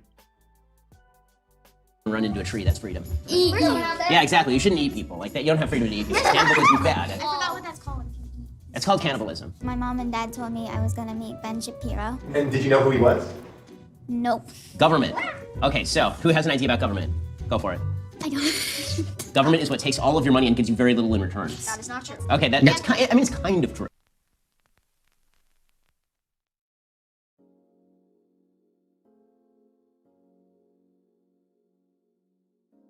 Good memes. Like when someone says, "What do you think we should do?" I can just list a whole bunch of policy proposals, but until we get people to understand how these policies will change our current situation, they will likely be in favor. Yeah, in other words, you got to convince them, and you got to. Well, this is just like what you're talking about is like people who you know or people that you talk to, personal one-to-one. You talk to people, ask them questions. Ladies and gentlemen, I know how to relate to kids. I think I think like one even resembles one. I know how to listen to how fast I can talk to. This is sped up. Yes, it is. Yes, it is. How's it going, Heat?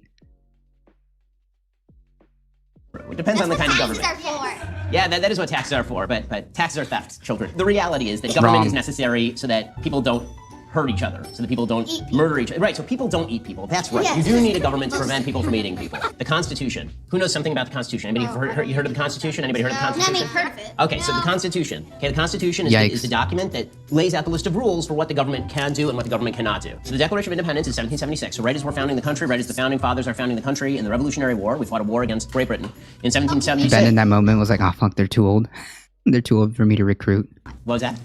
Okay, maybe you do know a lot. And talk fast. Yeah, I do Yes, talk very fast. fast. But you guys can keep up. You're young. I do run pretty fast. I'm sure you I do. can run very I fast. run super Let me tell you, I don't worry about talking too fast with kids because my kids wipe me out. My kids tire me out. Okay, the president.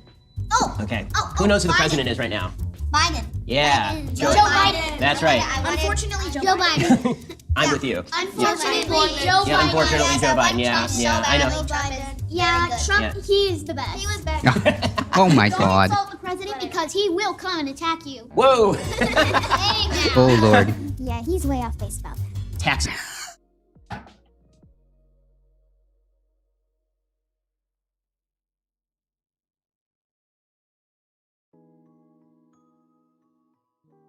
Good meme. Okay, do you guys like taxes? Taxes are fees that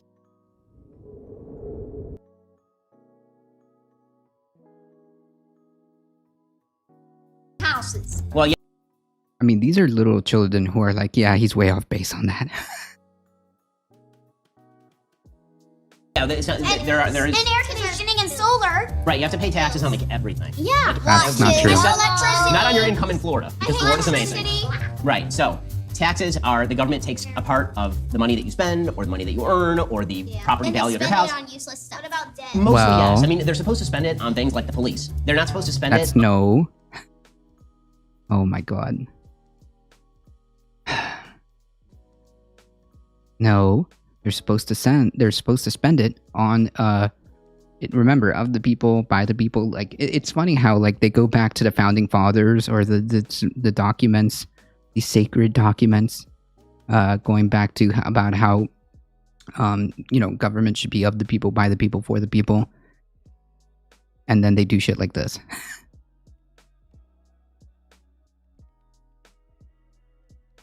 Someone needs to do TOS. I mean, the kids aren't buying it, though. That's the funny part. Not 100%. That's right, Skiddadeer. They do want to try doing that because they feel like that's something that would work for them. Using the leverage of the Supreme Court to... Well, I mean, I would argue we're almost there. I would argue we're pretty much there. We're pretty much in... for all intents and purposes, in a sort of neo-feudalism kind of deal. A technocratic neo-feudalism. On just random projects or silly things that they have in their head, and they tend to spend it on kind of silly things very often. But as you get older, you will realize how little you like taxes. Taxes are very, very annoying. Terrible. I already think they're terrible. Alrighty, let's see what else. Yeah. Quantitative easing. What? Wow, who put this one in here? What is that? All right, are we really gonna do Who's this? laughing? We could do this. Okay, No. so yeah, I know. I'm with you. Everybody's laughing. The reason that they're laughing is because this is super duper complicated. You know what a dollar is, right? Y'all used dollars yeah, before. yeah. How about Monopoly money? Have you guys ever played I Monopoly? love it. Right? I have Okay. my mom and dad in it. If you guys went to the store with Monopoly money, could you buy anything? No. No, you couldn't. Why not? Because it's fake. Because it's not real money. There is an agency of the federal government. It's called the Federal Reserve. Okay, the Federal Reserve controls how many dollars are out Whoa. there. If they just print a bunch of dollars. Wait, the Federal Reserve is not part of the federal government, is it not? Wait, is the Federal Reserve part of the federal government?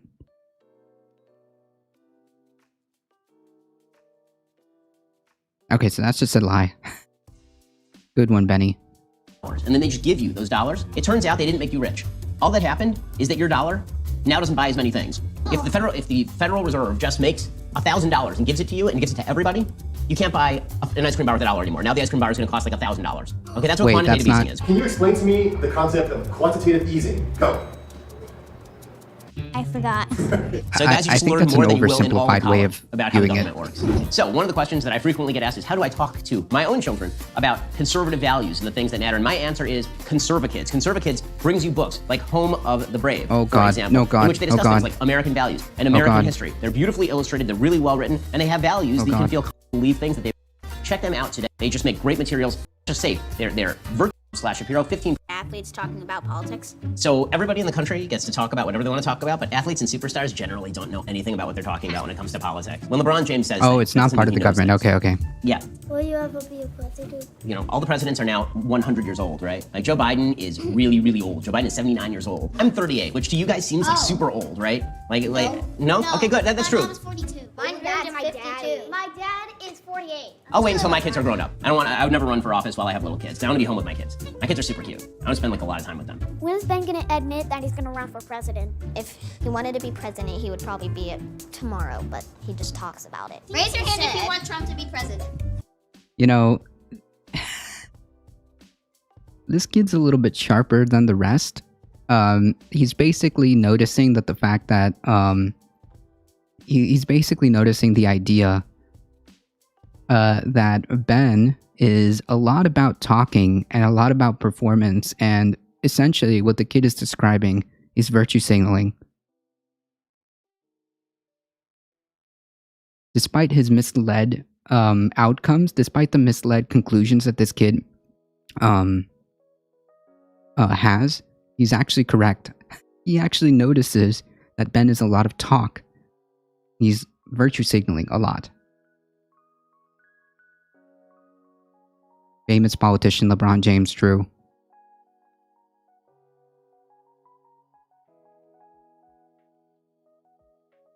But he wants to stay home with his kids because he can afford that too. Yeah, and he also works like effectively at home, right? I mean, he could literally prop up his mic and a camera and work anywhere. I mean, wasn't he filming out of like a hotel room the other day? I don't know. That means you as well. I want you to be president. Oh, that's nice of you. Why are the people angry at the government? Why are people angry at the government? Because sometimes the government tells us to do stuff the government shouldn't tell us to do. Do you think homeschooling will ever be banned? Not in Florida. So I think that there will be places that try to stop homeschooling. I come from a state called California, where monsters roam the streets and garbage is strewn everywhere. It's a horror scape. No, I'm joking. They don't actually have real monsters, but it's a really poorly, the way that they run the state is really bad. So they have lots of crime, they have high taxes. Like you think there is a monster. Wait, that's poisoning the well.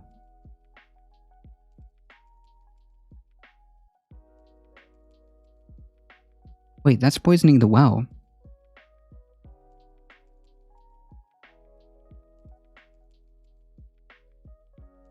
Yeah, that's also a good point. Jesus Christ, he's also calling homeless people monsters, where monsters roam the streets. Oh my god, I just got that. Holy yikes.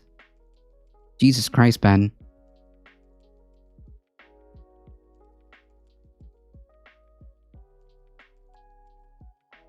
Jesus.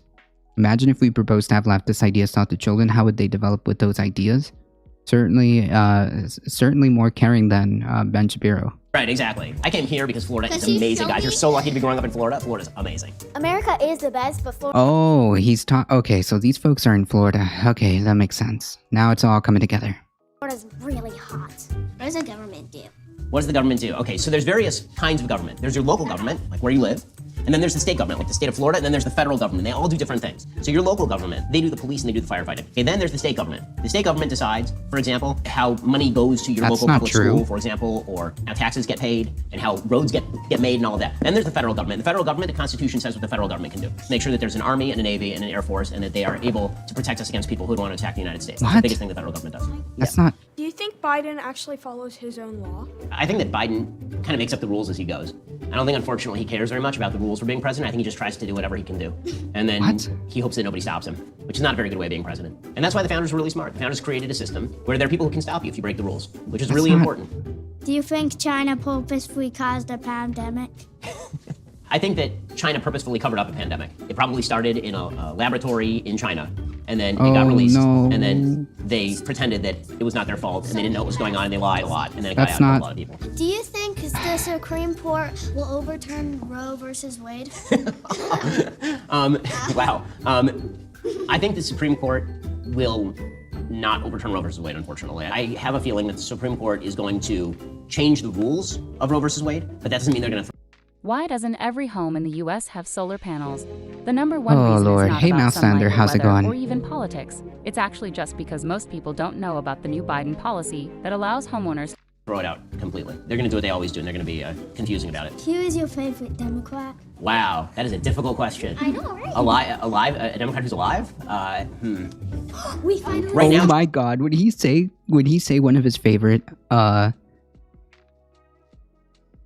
would he say one of his favorite Democrats would be one of the Dixiecrats?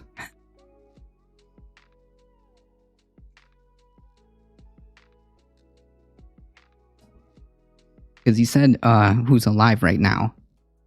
Would he say that one of his favorite Democrats would be the would be one of the Dixiecrats?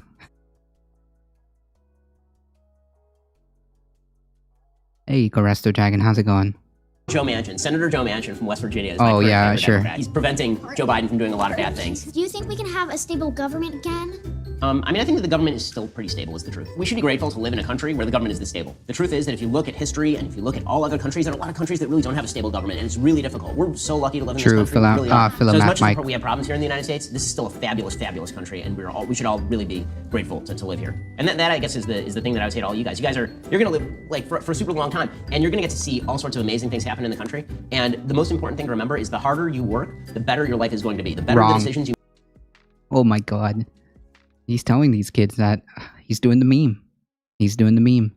make, more responsible you are, the more you help other people, the better your life is going to be. In this country, which is the best country in the world, if you make great decisions, you're going to have an unbelievably awesome life. You're going to make a huge difference in the world. And you can make The only part that he said here that I agree with is that if you help other people, it's actually good. How fast can he actually talk? Oh, I sped this up because, yeah.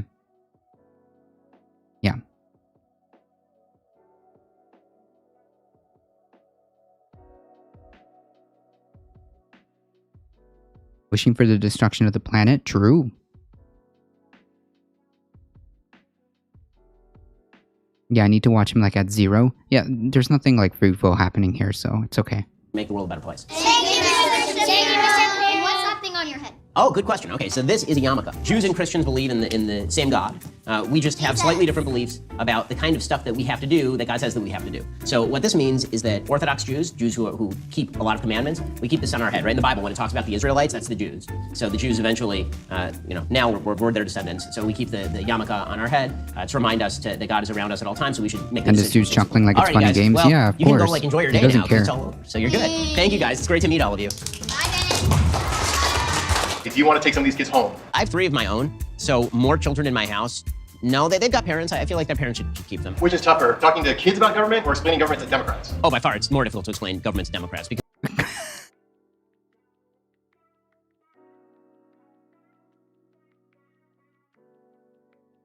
Okay. they're so certain about the things that they know, and those things are just wrong. Whereas kids just don't know things, and you can actually explain them to them. Oh, tacit admission, because I can brainwash kids, and they'll just like kind of go along with what I'm talking about, versus like someone who opposes me would actually have some pushback. Yeah. Good meme. Nice meme. Are you more or less hopeful for the future? I'm way more hopeful for the future than before I did this, because those kids are smarter than the people that we have in Congress currently. I only came today because I thought Knowles was going to be here. Oh my god. Jesus Christ, I wish I never... I'm less smart for watching this. Thanks. I'm actually less smart for watching this.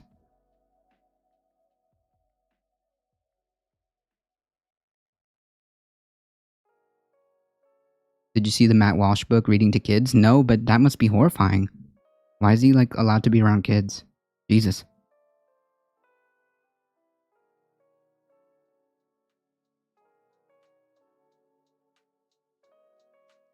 I can send it? No, I'm good. Please, please, God, no. Please, God, no.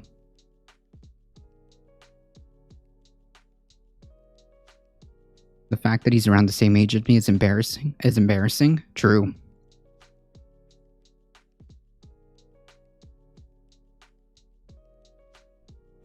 Yeah, that's that follow-up question. Which parents allowed to be their kids around Matt Walsh?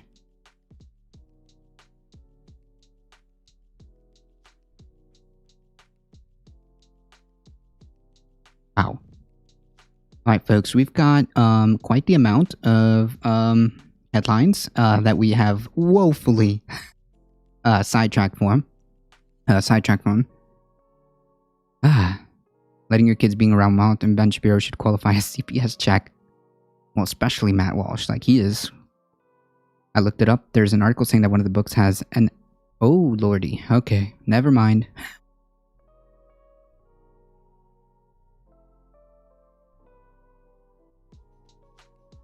Jesus, Philomath Mike. No thank you. I don't even want to indulge that. I'm good.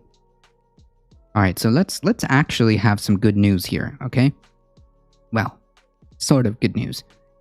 Native American tribes reach 590 million settlement over opioids. Native American tribes in the U.S. have reached settlements over the toll of opioids totaling 590 million with drug maker Johnson & Johnson and the country's 3 largest drug distribution companies, according to a court filing made on Tuesday. The filing in the District Court of Cleveland lays out the details of settlements with J&J and distribution companies AmerisourceBergen, Cardinal Health, and McKesson. All federally recognized tribes will be able to participate in the settlements even if they did not sue over opioids. Nice.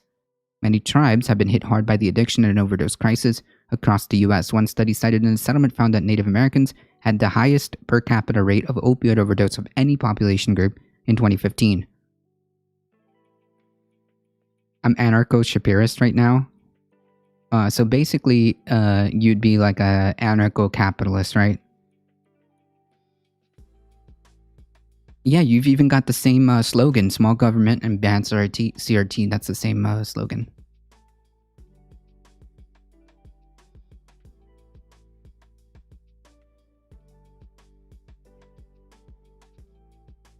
That's a good question, Eco Resto Dragon. What were the parents thinking? I mean, it is Florida, to be quite frank. More than 400 tribes and intertribal organizations representing about 80% of tribal citizens have sued over opioids.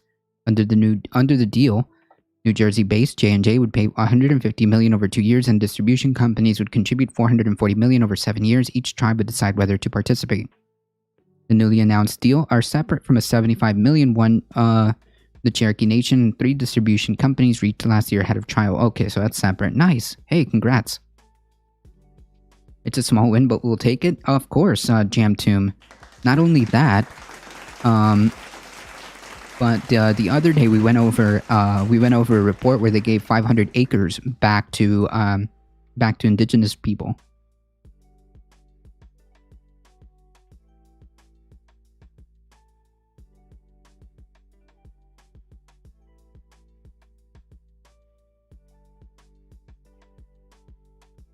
How can one both be anarchist and capitalist? It's a good meme, and it only requires a small line of questioning to kind of unveil that contradiction, right?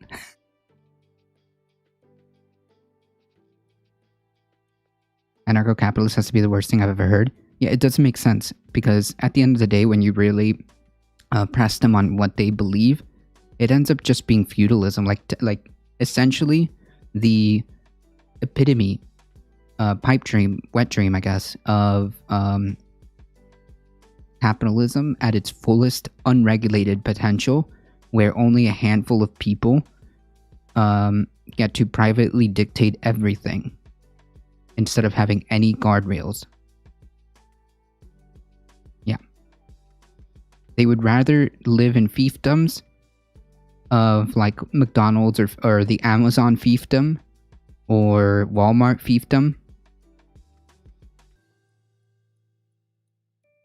than having anything remotely resembling a more democratic system.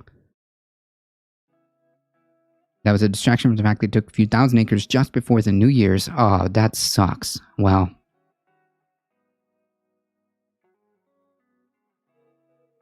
Boo. Imagine what mega churches could do. Oh, yeah. But, you know, loopholes and all.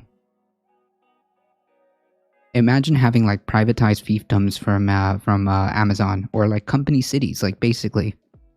Remember how good those were? Remember how awesome it was to have company cities back in the day? It was so awesome. It was so good and so functional that they had to actually abolish. And they had to actually crack down and do away with those. That's how good it worked.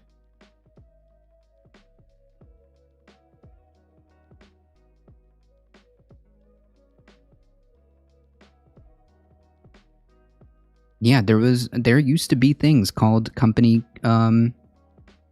cities, corporate towns or whatever.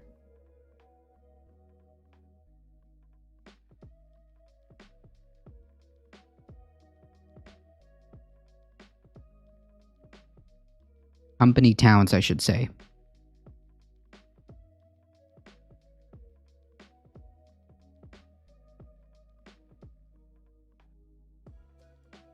It was, believe it or not, Roosevelt.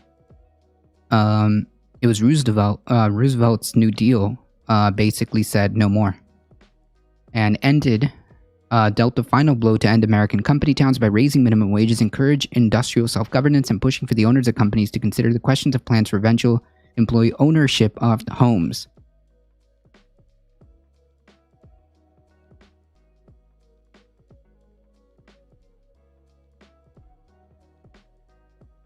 You got paid in company dollars that were only good for that town, correct? And obviously, that didn't work out too well.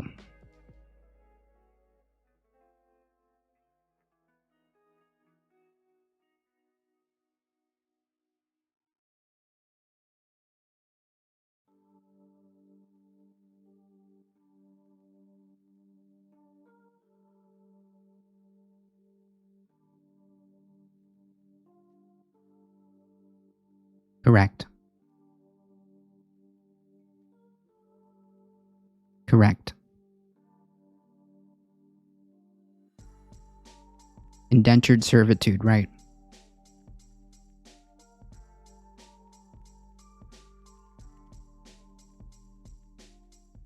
Yeah, so basically if anarcho-capitalists had their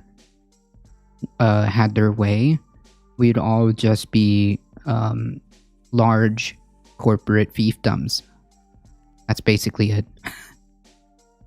Large corporate fiefdoms.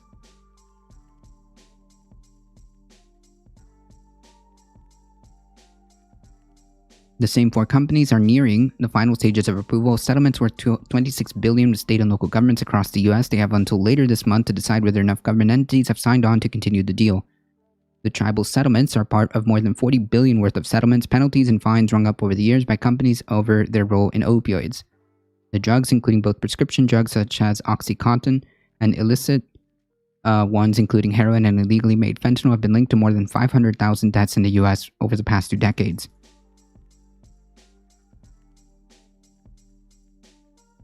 Just make sure to hook me up to the Matrix first. True, I got you, don't worry.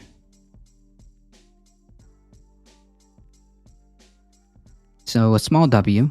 The sad part about this story is the fact that these big opioid, these like big drug manufacturers and stuff like that, the ones who pushed the opioid crisis for the sake of profit, their consequences were not really that much in the grand scheme of things. To be quite frank, the actual the actual companies, these J&J and all these other large corporations who benefited from the suffering of people, the worst that's going to happen to them is that they had to pay some fines, and that's it. That's it. Meanwhile, hundreds of thousands of people dead.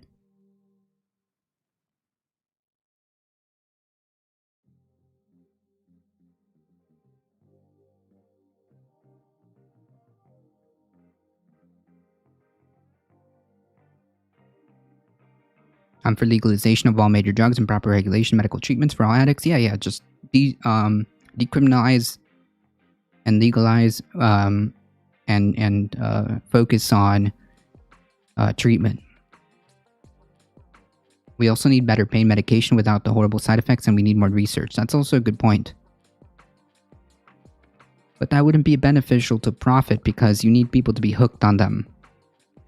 Did you know about Kingston? It's the largest opioid market in America. It's the craziest thing I've ever seen in my life. Jeez.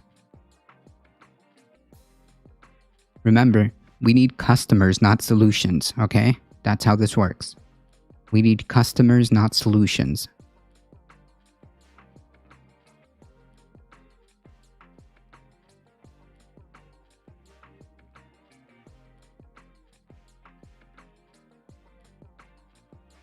Does anybody feel like maybe there should be questions as to how we operate when we find stories like this?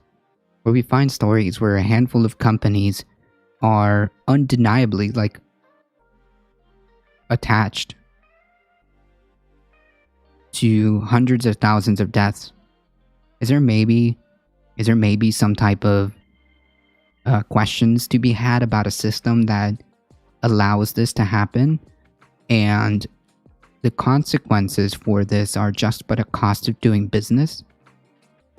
Is there maybe questions about how ethical, moral, or even efficient continuing down this path is? How sustainable is this really? Are doctors held accountable for prescribing opioids? I think so. I think so.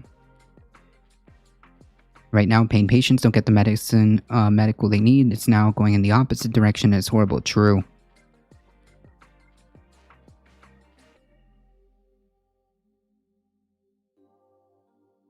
Is there maybe a better way where we don't necessarily have to prioritize the wallets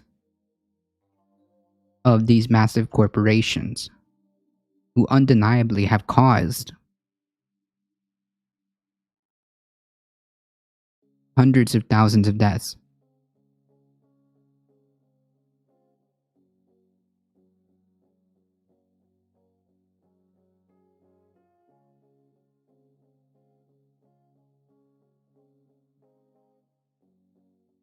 Reading these articles, doesn't it make you kind of wonder why we continue down the path that we do? Isn't there maybe a different way? Maybe a system that doesn't rely on prioritizing the dollar bills of a company over people.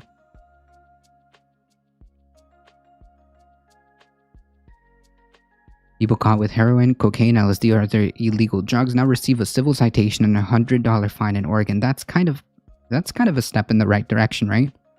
That's certainly better than jailing them. Certainly better than jailing them and making it criminal. But it should just be like decriminalized, and you should focus on getting help, getting these people help.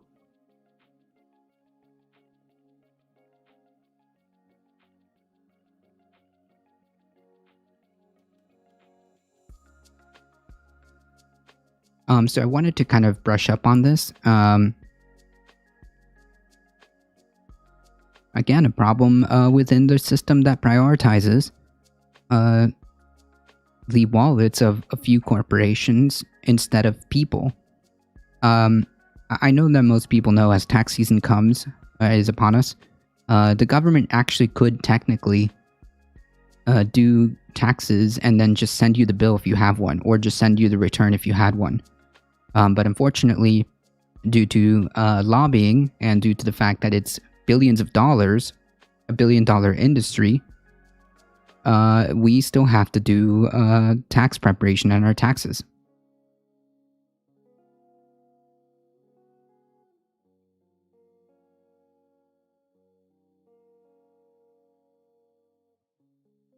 Drug companies should be publicly run and on a nonprofit basis. Now, there's a thought.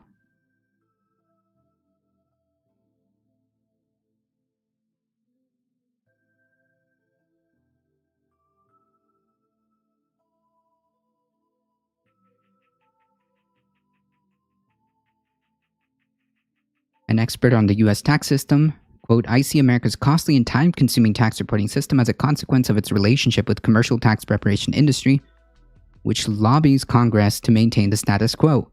Again, it's really funny how people make arguments that, oh, well, lobbying is such a small part of a company's expenditure. Like, I don't think that lobbying actually makes that much of a difference. Well, why do we continuously see correlations between, like, massive lobby groups and the outcomes that Congress does? Weird that we keep finding these examples.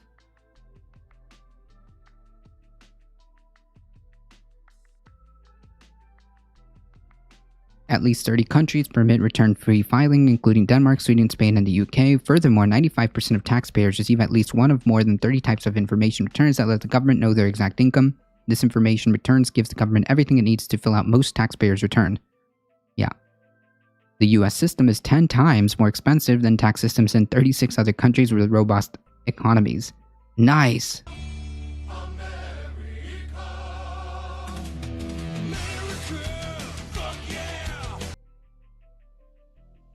Don't you just love winning? Don't you just love paying twice as much for your healthcare?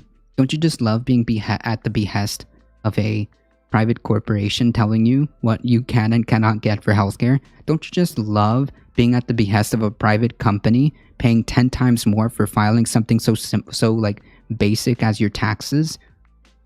Don't you just love the idea that you are currently being forced to pay 10 times more because there's a lobby that's out to protect a $2 billion interest?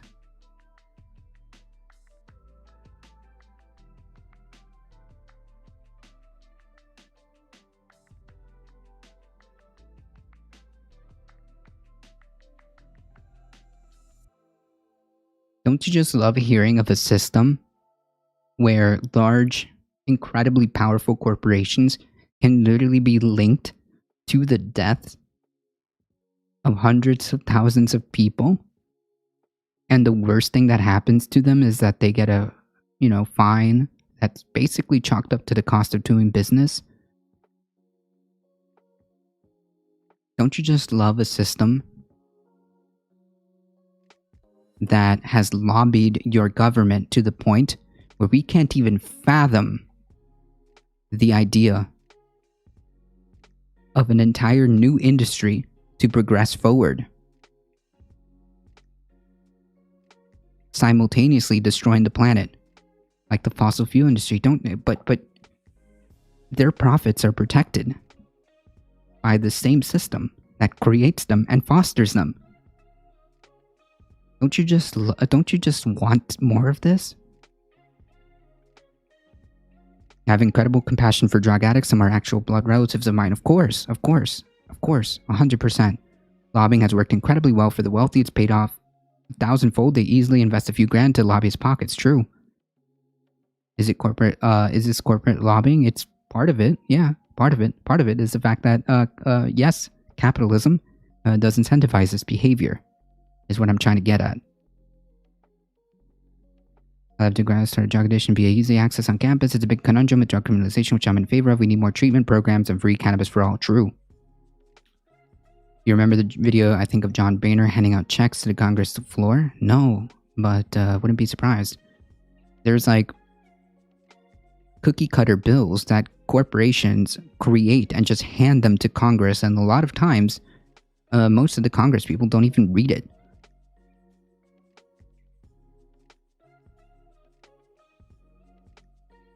Don't you just love a system that prioritizes profit instead of human health, human life? Is there maybe, just maybe,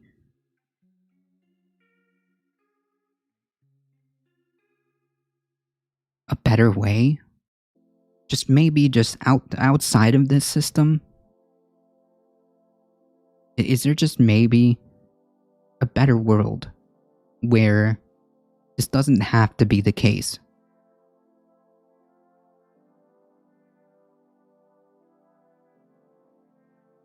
Maybe I'm just dreaming. Maybe I'm just too radical. Maybe I'm just too left. Maybe I'm just too out there, idealistic.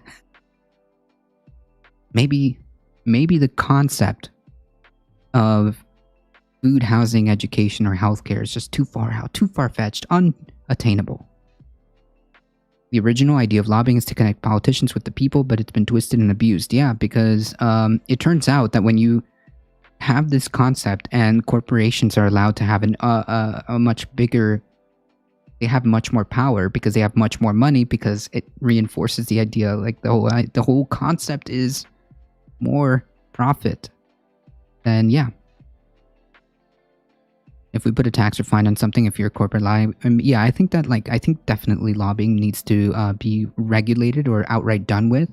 There has to be something done with, like, this effectively legalized bribery to the point where we're having a handful of corporations have so much more power than people, and it's like, no, that has to be balanced. I'm currently trying to get my granddaughter into drug rehab. She wants to live in a rehab program because otherwise she'll know she'll run and keep struggling. What if we put a tax or fine? Yeah, but how would the poor tax software companies have a product to sell if the majority of people's taxes were already handled? Will somebody think of the poor tax preparation business? Will somebody please think of the billions of dollars that these people are making?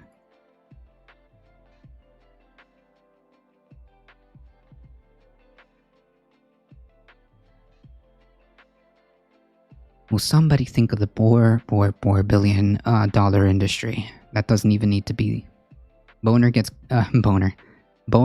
caught red-handed distributing tobacco company checks to fellow members mid-vote. A 1995 bill that was introduced that would abolish $49 million giveaway of taxpayer money to tobacco companies during the vote of whether or not to do away with the subsidy. Boehner circulated the House floor, literally handing out campaign checks from tobacco companies to his fellow members. Wow.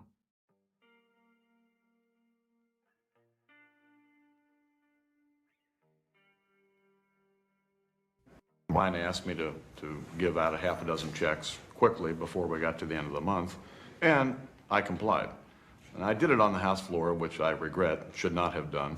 Oh, yeah. You should have done it behind closed doors, right, where we can't see it. We should have done it behind the scenes where we can't see it. The House rules. But it's a practice that's gone on here for a long time that we're trying to stop, and I know that I'll never do it again. Were the checks from tobacco companies? I think, if my memory... Yeah, but, lobbying doesn't have such a good effect. Eliminate the commercialized tax industry. All those accountants would be just work for the IRS against corporations. It's a win-win. Win-win. I feel better already.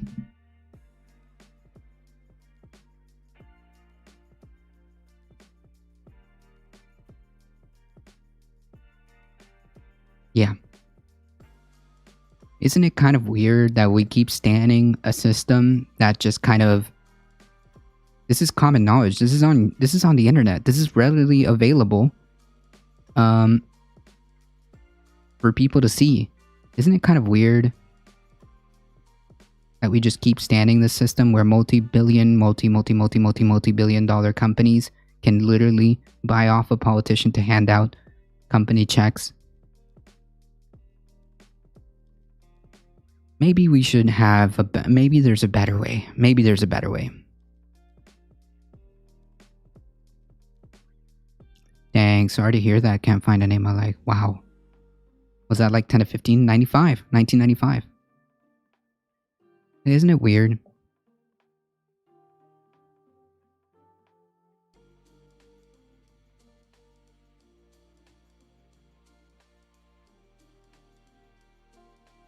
Alright, folks, let's see how much we can get through.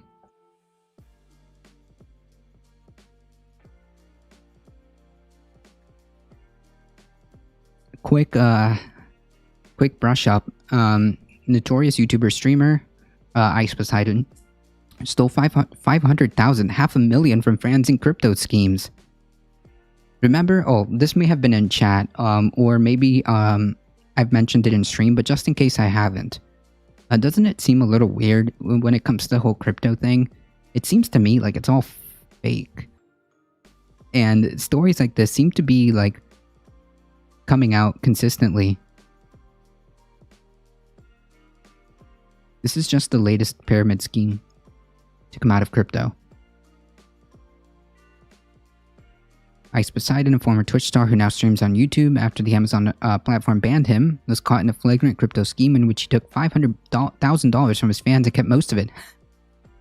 Crypto bros are just the worst. This scam was uncovered by YouTuber CoffeeZilla and first reported by The Gamer. Truly underscores that. Yes, CoffeeZilla has done an amazing job when it comes to uncovering like massive crypto schemes. Yeah, we live in a dystopian masquerading as an oasis of freedom and opportunity. Yeah, that's a good way of putting it. Maybe there is a better way. Maybe there's a better world where these things don't happen. But you know, like I said, maybe I'm just some type of idealist. Maybe I'm just some radical idealist. Ice Poseidon was a big Twitch name in the mid-2010s. Rising to prominence. Yeah, nobody cares. CoffeeZilla, a YouTuber who investigates fraudsters and scam, posted a 23-minute video breaking it down. In short, Ice Poseidon tricked his followers to invest in CX Coin, a platform the streamer founded for content creators to get cryptocurrency donations, and pulled the rug from everybody. He took the money, pocketed 300,000 and bought a Tesla. Good memes. This is an outrage. How did you do it? Subscribe to my page, y'all. True. Is it bad that I think it's funny? It's kind of, because like this is like Trump supporters who continue to give remember, billionaire, money, consistently in like what is very obvious, a scheme, scam, fraud, and he just took the money and ran. So maybe we should have second thoughts about crypto, right? Maybe be careful out there, you know? I think it's funny because it's all Elon Musk bros. Oh yeah, they're rich enough. Crypto and NFTs confuse me. They're just like stocks and gambling. It's just basically gambling at this point. Alright folks, unfortunately I don't have enough time. We're gonna have to finish a lot of this tomorrow. So stay tuned for tomorrow, 9 a.m. Eastern Time. I do want to thank everybody for joining us here today. Thank you so much, Spread It Forward. Thank you, Heat420. I appreciate you guys. Thank you for all the new follows and all the support. You guys are what makes this channel grow. As always, please, on your way out, make sure you hit the follow button and you get 5 free emos, so that's pretty cool. Check out the channel Monday through Thursday, 9 a.m. to 11 a.m. Eastern Time. And join us on YouTube. Subscribe, do all that stuff. It does help us out. Currently, it's just a balloon to put your money in. Hopefully, it inflates. Yeah, it's a gamba. It's gamba. Thank you, Astro. Thank you so much for joining us. As always, please stay safe. Please take care of each other. I love y'all, and I hope to see you guys in the next one. See ya.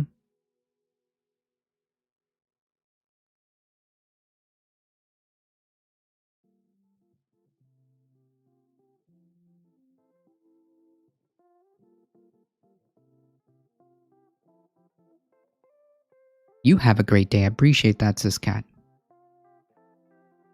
We're heading out in 5, 4, 3, 2, 1. Mark Monkey. Here we go.